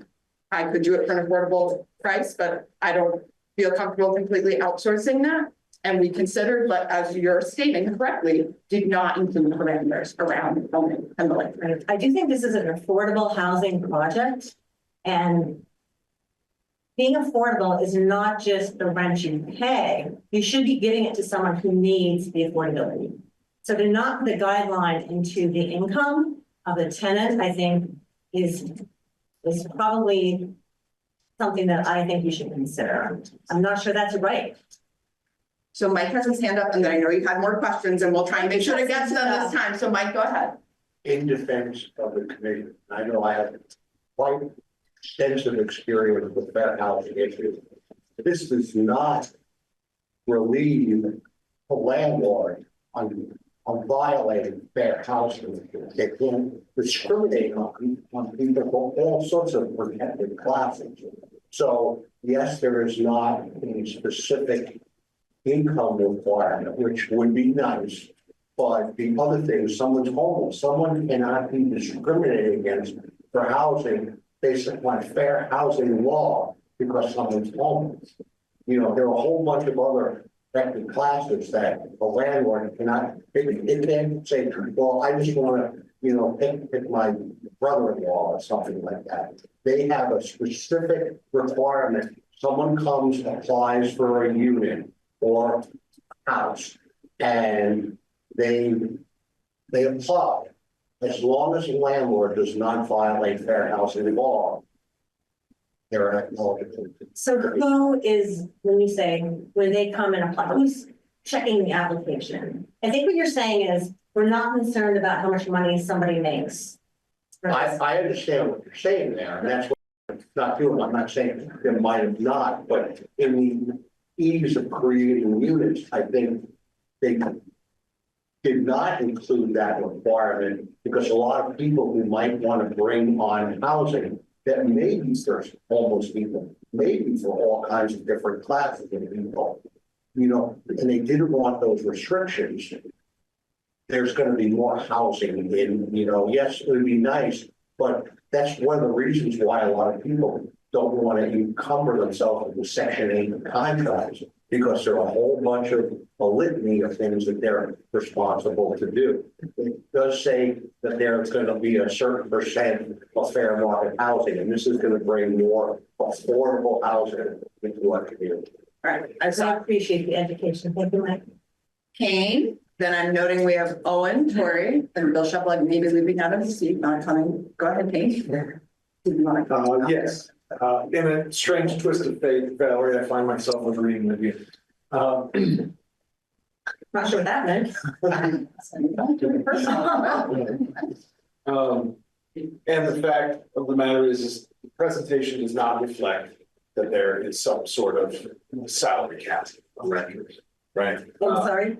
But There isn't. Right, that the recommendation we see before us, whether it relates to the VHIP rules completely, but the recommendation that we're being presented with includes no salary cap for records, which I think Valerie's right. It makes it so that the rules can be bent, or the implication of the rules can be bent in a way that I don't think we necessarily want out of this program. Right. Without, I mean, it doesn't follow your goals. Or goals as for safe and affordable housing. and I think if it's following VHIP rules, then it needs to follow, then it needs to be on point with the rules. I understand that the committee probably heard it from perspectives landlords. I mean, I will do this. I will do this if I can just have anybody that I want, right? I mean, you're opening up a really big basket. We might be really excited because maybe if you weren't gonna do this otherwise and now you're gonna do it, you're creating a new unit. And I said the goal is to do it. I understand what you're saying. I'm just naming, to me, as someone who needs more units desperately in Waterbury, I think this is an important conversation. Go with the goals of. Yeah, so I'm gonna go to Owen and then Tori, and then if you have more questions, Owen? Yeah, I just wanted to clarify some of the back end stuff regarding the grants and the lack of working with a coordinated entry organization. So when we were drafting this up and talking to Downstreet, we realized we couldn't do the 10-year forgivable loan program, which doesn't require working with a coordinated entry organization. And from what Downstreet has said is a significantly more popular option within the VHIP program. Part of the reason for the lack of accommodations around that is simply the logistics of adding another organization in order to get this program running. So we'd have to work with another coordinated entry organization. Seemed to be a bit too large of a barrier for potentially the municipality to take on and this program to take on. So that's the reason that got eliminated from the Waterbury one. And that's all I had. I won't speak on the income requirement points because I do think we need to clarify that. Great. Tori, is this a separate question or a follow-up? Follow up to comment? Yep, go ahead. Okay. So while I respect what the Housing Trust Fund Board decides to do as far as clarifying that, and I do think there should be maybe just a little requirement like that you have to live here as, you know, in that unit for a certain number of years, because I do hear, I think it was Valerie who made that point. I don't know if necessarily the traditional amount of an income cap would be necessary. I think the goal is to provide affordable housing if somebody that is lucky enough to not, you know, if somebody's lucky enough they make 80 grand plus a year and they get one of these units, then honestly that's more money for them to go and eat out and spend at our restaurants and buy things in town. You know, so it could still benefit as long as they're living here all year, you know, and it's not just rented out to somebody that's going to use it as a vacation home. But I mean, I know a lot of thought has gone into this, and I respect whatever the board will come up with. Tori's yours again. I know you have. Yeah, well, just some comments. So I support these units, whether they're short-term or long-term. I'm just not comfortable with our local option tax money that we gave to the Housing Task Force to support affordable housing to someone who may not need affordable housing. I just think that is not the direction that the board should be in, and it's definitely not the direction of every meeting I've been to regarding Housing Task Force or Select Board, comments, Waterbury Roundabout, about why you're on the board. It's for affordable housing. It just seems odd. So I think the recommendation should have guidelines for the salary of the tenant, or go back and do some exclusions or inclusions, but it seems opposite of the direction of your commentaries and wandering around about when you're trying to get on the board. It just is odd. Awesome, thank you very much. I see Tom's hand up next for public comment. Blood and water, so sad to say, you don't know. Hey, look, I think that this is a good idea. I know that this is a PowerPoint presentation and there's not a lot of governance in it. I think that's the biggest concern I have in looking at this. I wrote this down before coming here, highlighted it. All due respect, because I think Cameron did a phenomenal job on setting up and actually holding the select board, frankly, accountable for coming up with a metric of what success looks like. That was what, 4 months ago, 3 months ago. And so my hat is off to right there. 1%, you got something to go, right? And then there's discussion about what's going on, particularly in South Main. So that's, was that going to be in addition to what's already going to be a year from now, right? We're going to 26 years. Or no, 1, right? That's it.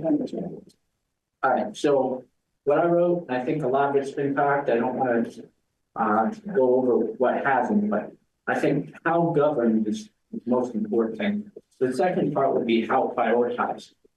Because what I'm hearing is concern about affordability, but the governance of making sure that it's in fact being executed to make it affordable may not quite be baked in the sauce yet. It might be in B yet. It's not in this yet. The next thing I said was, in terms of priority, it's a grant, right? So 30K, I think the number of 36,000 came up because that was 3 years rent, basically, right? 3 years rent, 36 bucks, or 36K to get that back. Plus we're giving 30K. Now, what is the priority? Is it to new units? In other words, new landlords that are going to come out. Now I'm specifically asking this because you could rehab a existing unit, but be a landlord that has 20 apartments in Waterbury, another 10 over in Burlington, and now you're just trying to expand, right? So in my experience, a lot of landlords at the macro level do pretty well, but this seems to be targeted to the micro level, to the new person that might open up their household. We got older population, maybe someone gets contract and builds out a mother-in-law apartment or something. Hey, that'd be great. So from a governance perspective, would you prioritize that grant over an existing landlord that says, we have some 3 units, need 30K? So again, a lot of words just to say, needs a little work on the governance side. So I mean, the select board, you make the most all you want. This is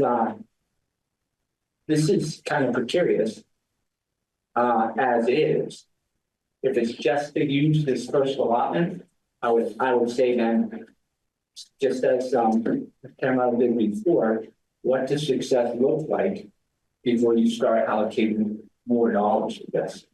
Where it's 100K, when are you going to kind of look at the benchmarks of whether or not it's working?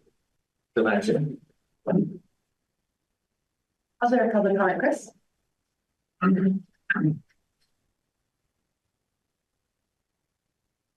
I haven't heard workforce housing once tonight, anybody. You know, I remember back when this whole thing started, that was one of our key concerns, especially for me, workforce housing. Now, I know from talking to my sister-in-law, if she hadn't abandoned the idea of going through this project, she severely considered it because of lack of control of who was going to be renting that apartment. Now, to Val's point, I get that there is an income level that seems a little bit over the top to allow somebody to have one of these units. But what is that figure? We all know it costs like hell to live anywhere in Vermont today. Maybe looking at that number is a critical part of this concept. When it comes to homeless and let's call it, Section 8, let's leave that to the state. They're dealing with that. It's costing us enough as it is. we need workforce housing. So, what'll happen is if you, and I'm happy with what I'm seeing the Waterbury program present. Maybe you could tighten it up a little bit to Val's point. But if you tighten it up too much, people are gonna just walk away from that.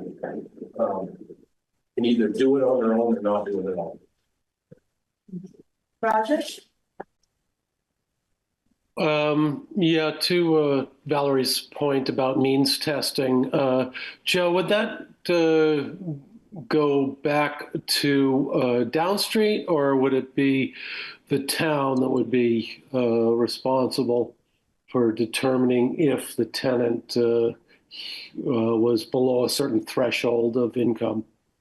Yeah, it would have to be the town, Roger. I mean, Downstreet's obligation ends when they disperse the funds. So it's when it's essentially the last dispersion is when the lease is signed.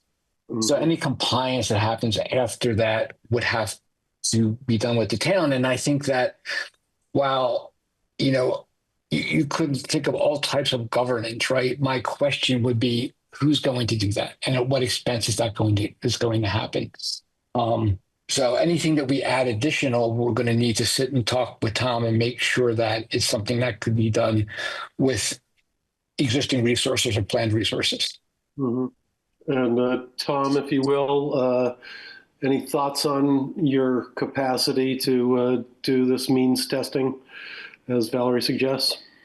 I think it's easy to, if this is simply tied to the rent, it's easy because you simply get a copy of the lease share.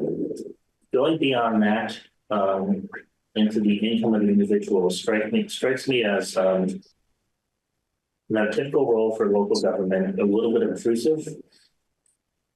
Then I'd rather have a third party asking those questions and documenting it for us. I think that's more appropriate for someone like Down Street to ask those questions.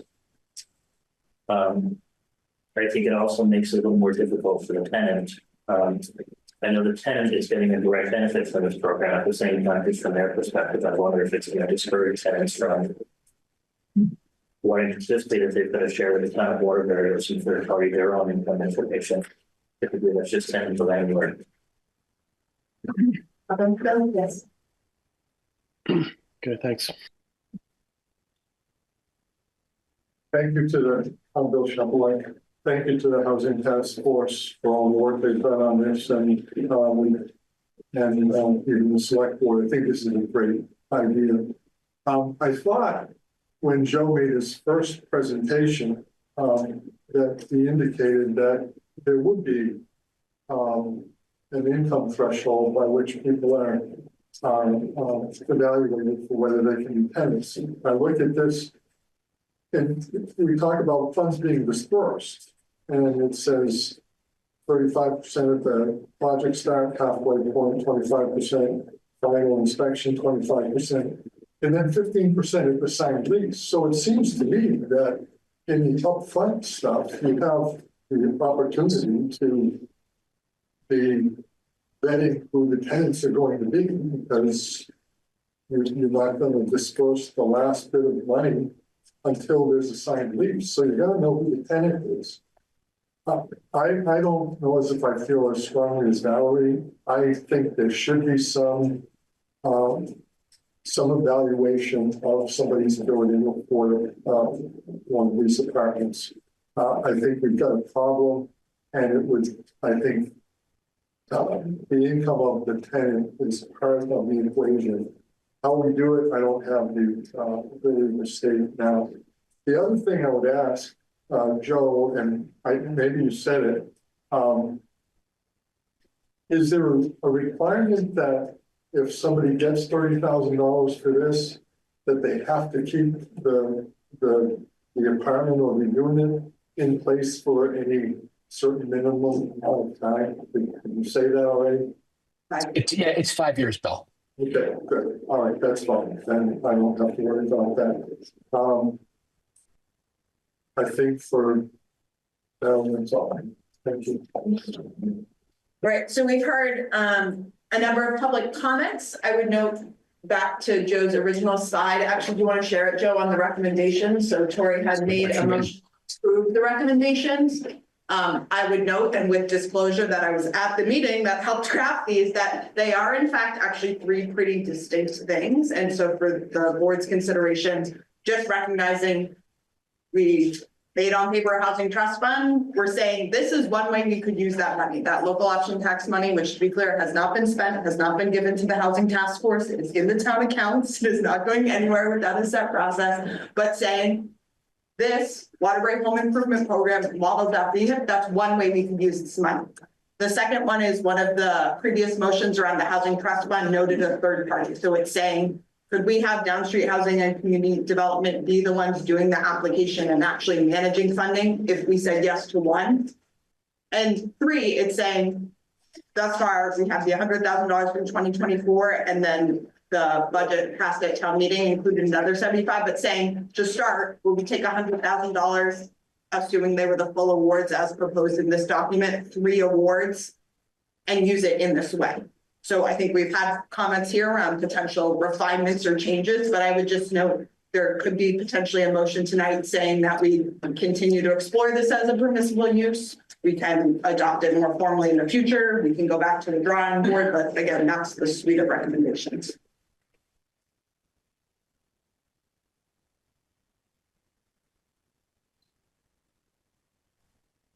Roger? I move to adopt recommendations 1 and 2 and recommend to the board that they consider some further consideration of the tenants in adopting motion 3, recommendation 3. Second. All right, we had a tie between Tori online and Mike in the room for the second of Roger's motion. Do you feel good capturing that?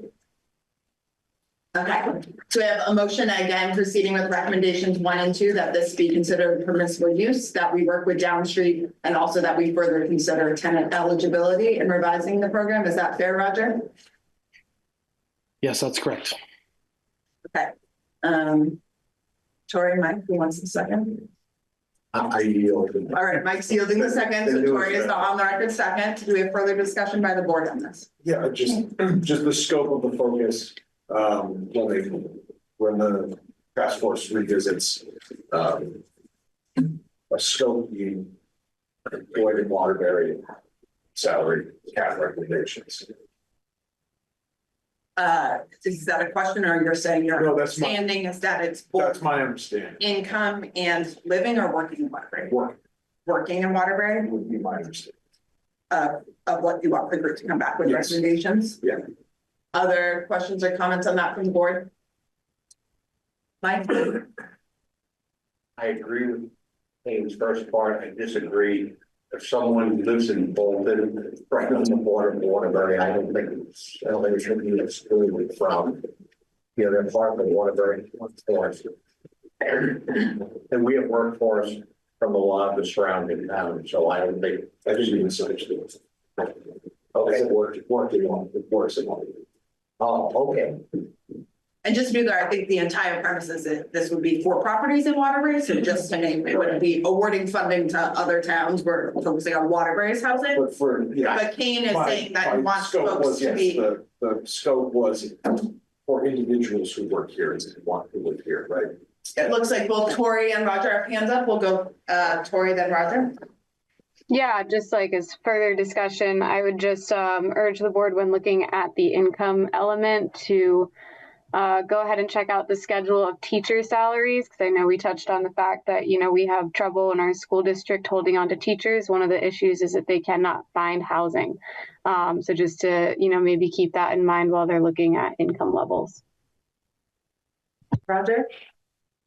Yeah, I think we can come up with lots of different best priorities for the types of tenants we would want. I do think that requires further consideration. So that's why I just moved the 1 and 2 and would ask the task force to come back to us after having discussed some of those and come up with a further recommendation on the requirements of the tenants in this program. Are you comfortable with that? I'm cool with that. All right. Any other further discussion on this?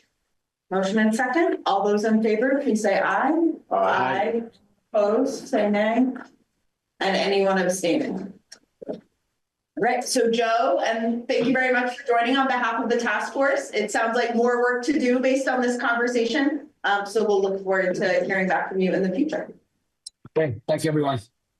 Thank you, Joe. Thanks for joining. All right. That brings us to our next agenda item, which is additional event approvals. We had some of these on our last meeting. These are both future events. I note that we have someone on the meeting from Circus Smirkus. Circus Marcus, a little bit before the meeting submitted some additional amount of information. Okay. And that is on the website now, is in your package. Great. Also, no one called out my peppers typo, so all y'all read your agendas more closely. Thank you, Lisa. I saw it Friday and was horrified. Okay, so Circus Smirkus, am I seeing Nate correctly? Yes, ma'am. Hi, Nate. We have your entertainment permit from the town of Waterbury, and it sounds like some additional supporting information, but could you just give us a quick overview of the event, your safety plan, and Yeah, sure. It's the same event we've put on the last several years at Far Field on Route 1. We'll be here July 2nd and 3rd. We will have shows at noon and 6 o'clock, so we'll have 4 shows total, 2 each day. I sent over to Tom our high wind action plan, our high heat protocol, and our emergency evacuation procedure for our big top tent. Nothing has changed since last year. It's the same exact show we put on last year. Thank you very much, and thanks for joining. Any questions from the board, Vinny? Last year, we had a map. That is, I think that might be. well, there's a Highland action, emergency evacuation. Roger. Yeah, Nate, last year, the Stowe Crafts Festival had a high wind incident that brought down the tent. I was wondering what precautions you have to deal with such an incident. Sure. Yeah, I actually was speaking with, I forget who it was. It was one of the state assistant fire marshals about that. We have professionals who put up and take down the tent.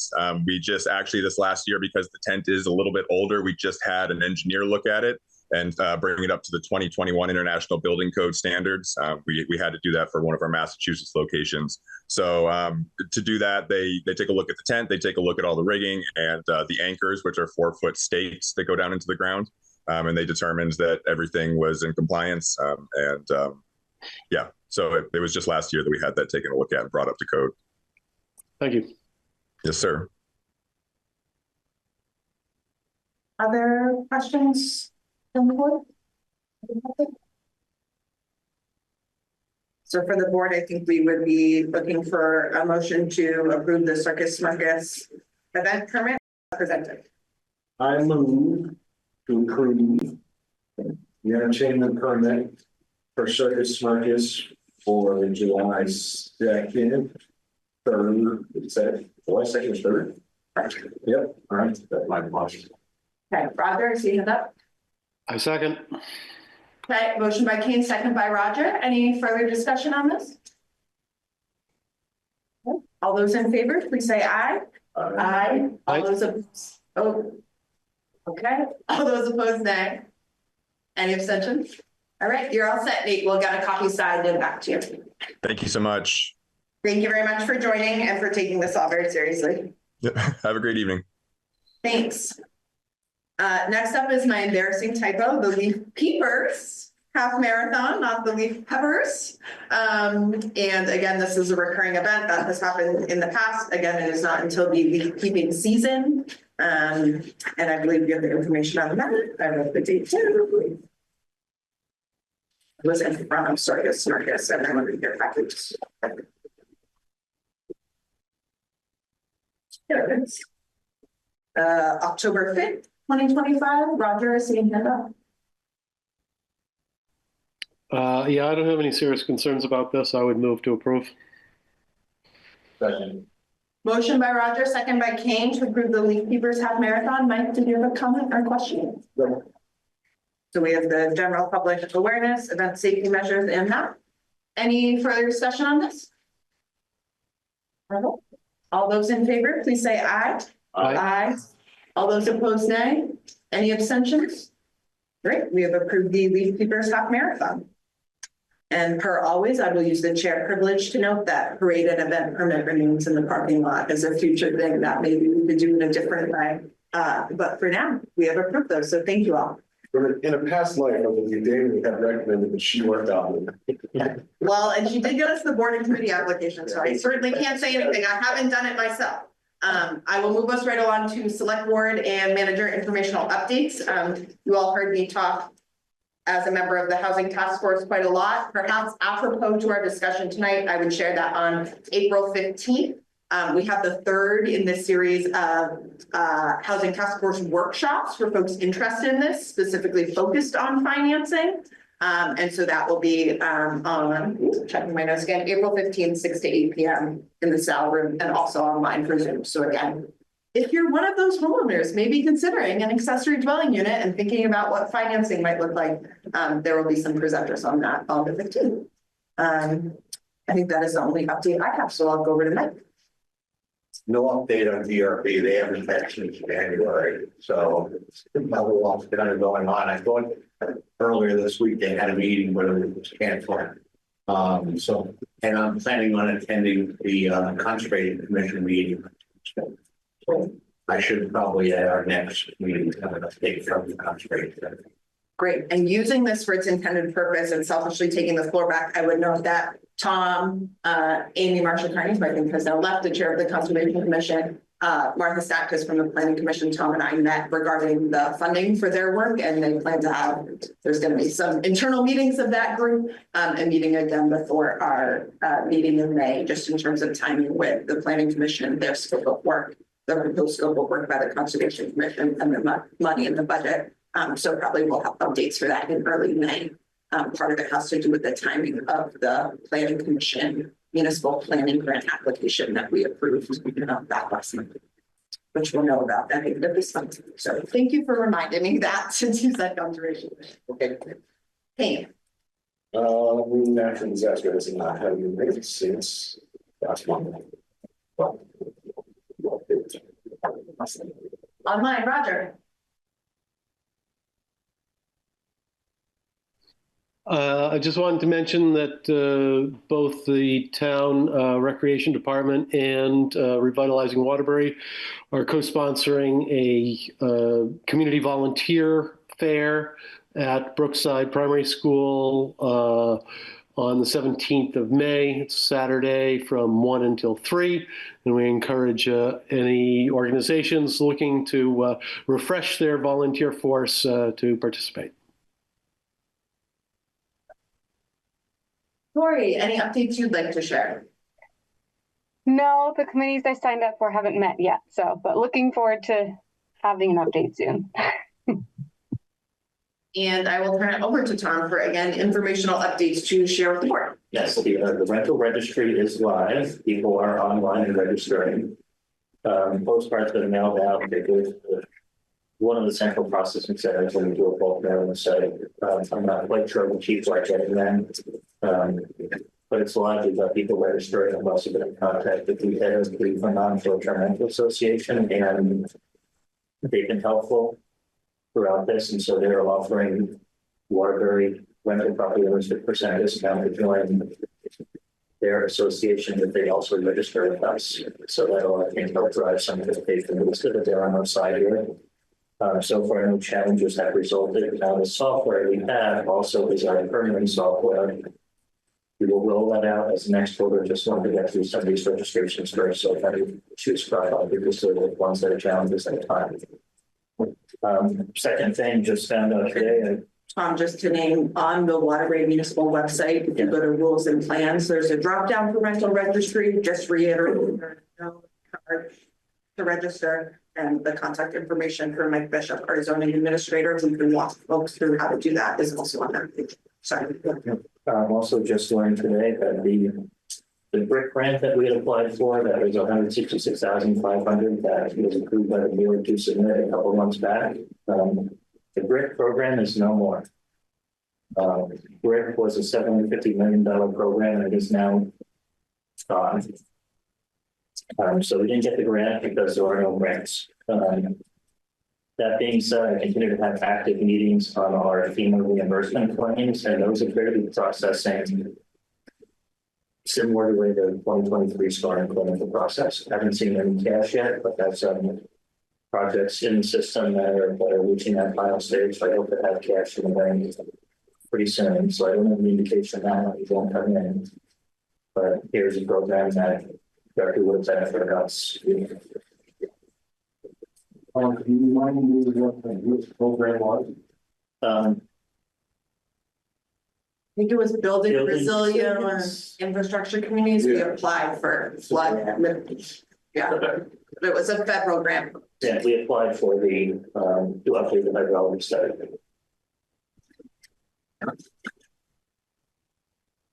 Other updates, did I inadvertently skip anyone? I would note that Billy Victor of the Planning Commission has indicated the Planning Commission is working on rescheduling its last visioning session. They had one scheduled over the weekend when we got snow.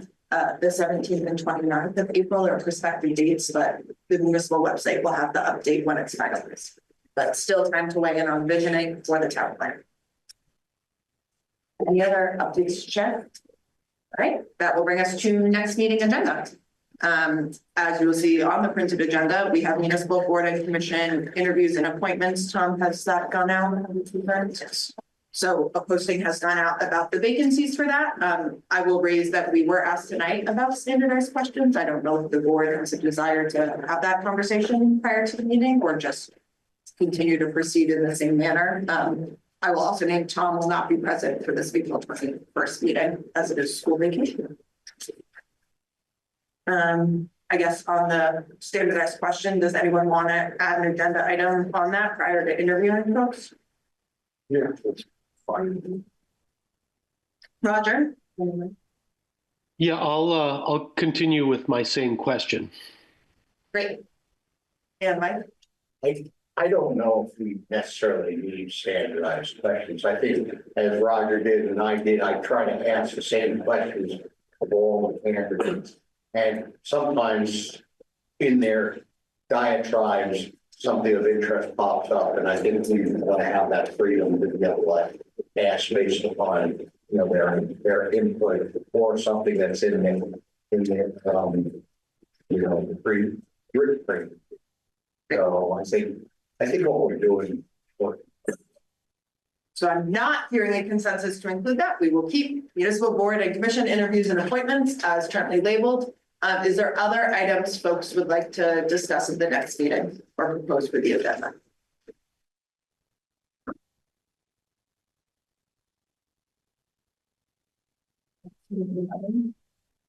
I mean, we probably have an hour at least, if not more, based on tonight's conversation. So I think that's fair. And if there's, go ahead. Say please. I would say we did put them in the parking lot. I will state for the record, we asked Tom to schedule them and they were unavailable for tonight, but certainly we can ask on the 21st. And I would say, Tom, maybe if they can make a set time and we will put the interviews and appointments around them.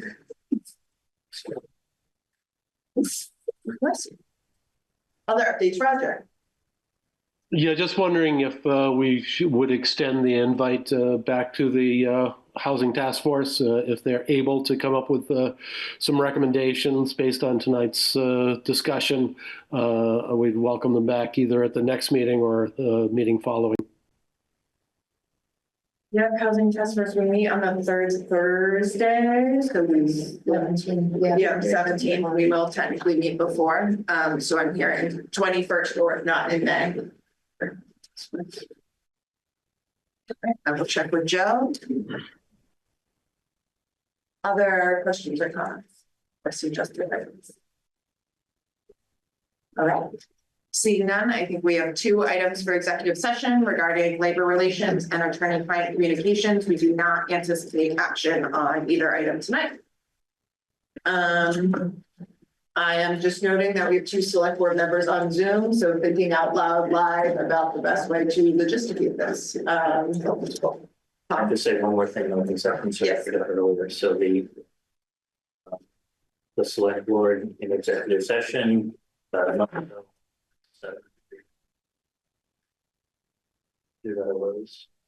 That has been fully executed now, so he said after it, obviously passed that, it's now in public document.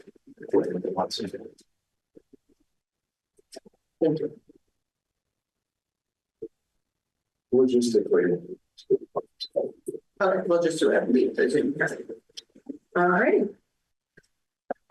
So then we would need motion that premature public knowledge of these things would. I move to find the premature public knowledge of the labor relations agreement, just labor relations?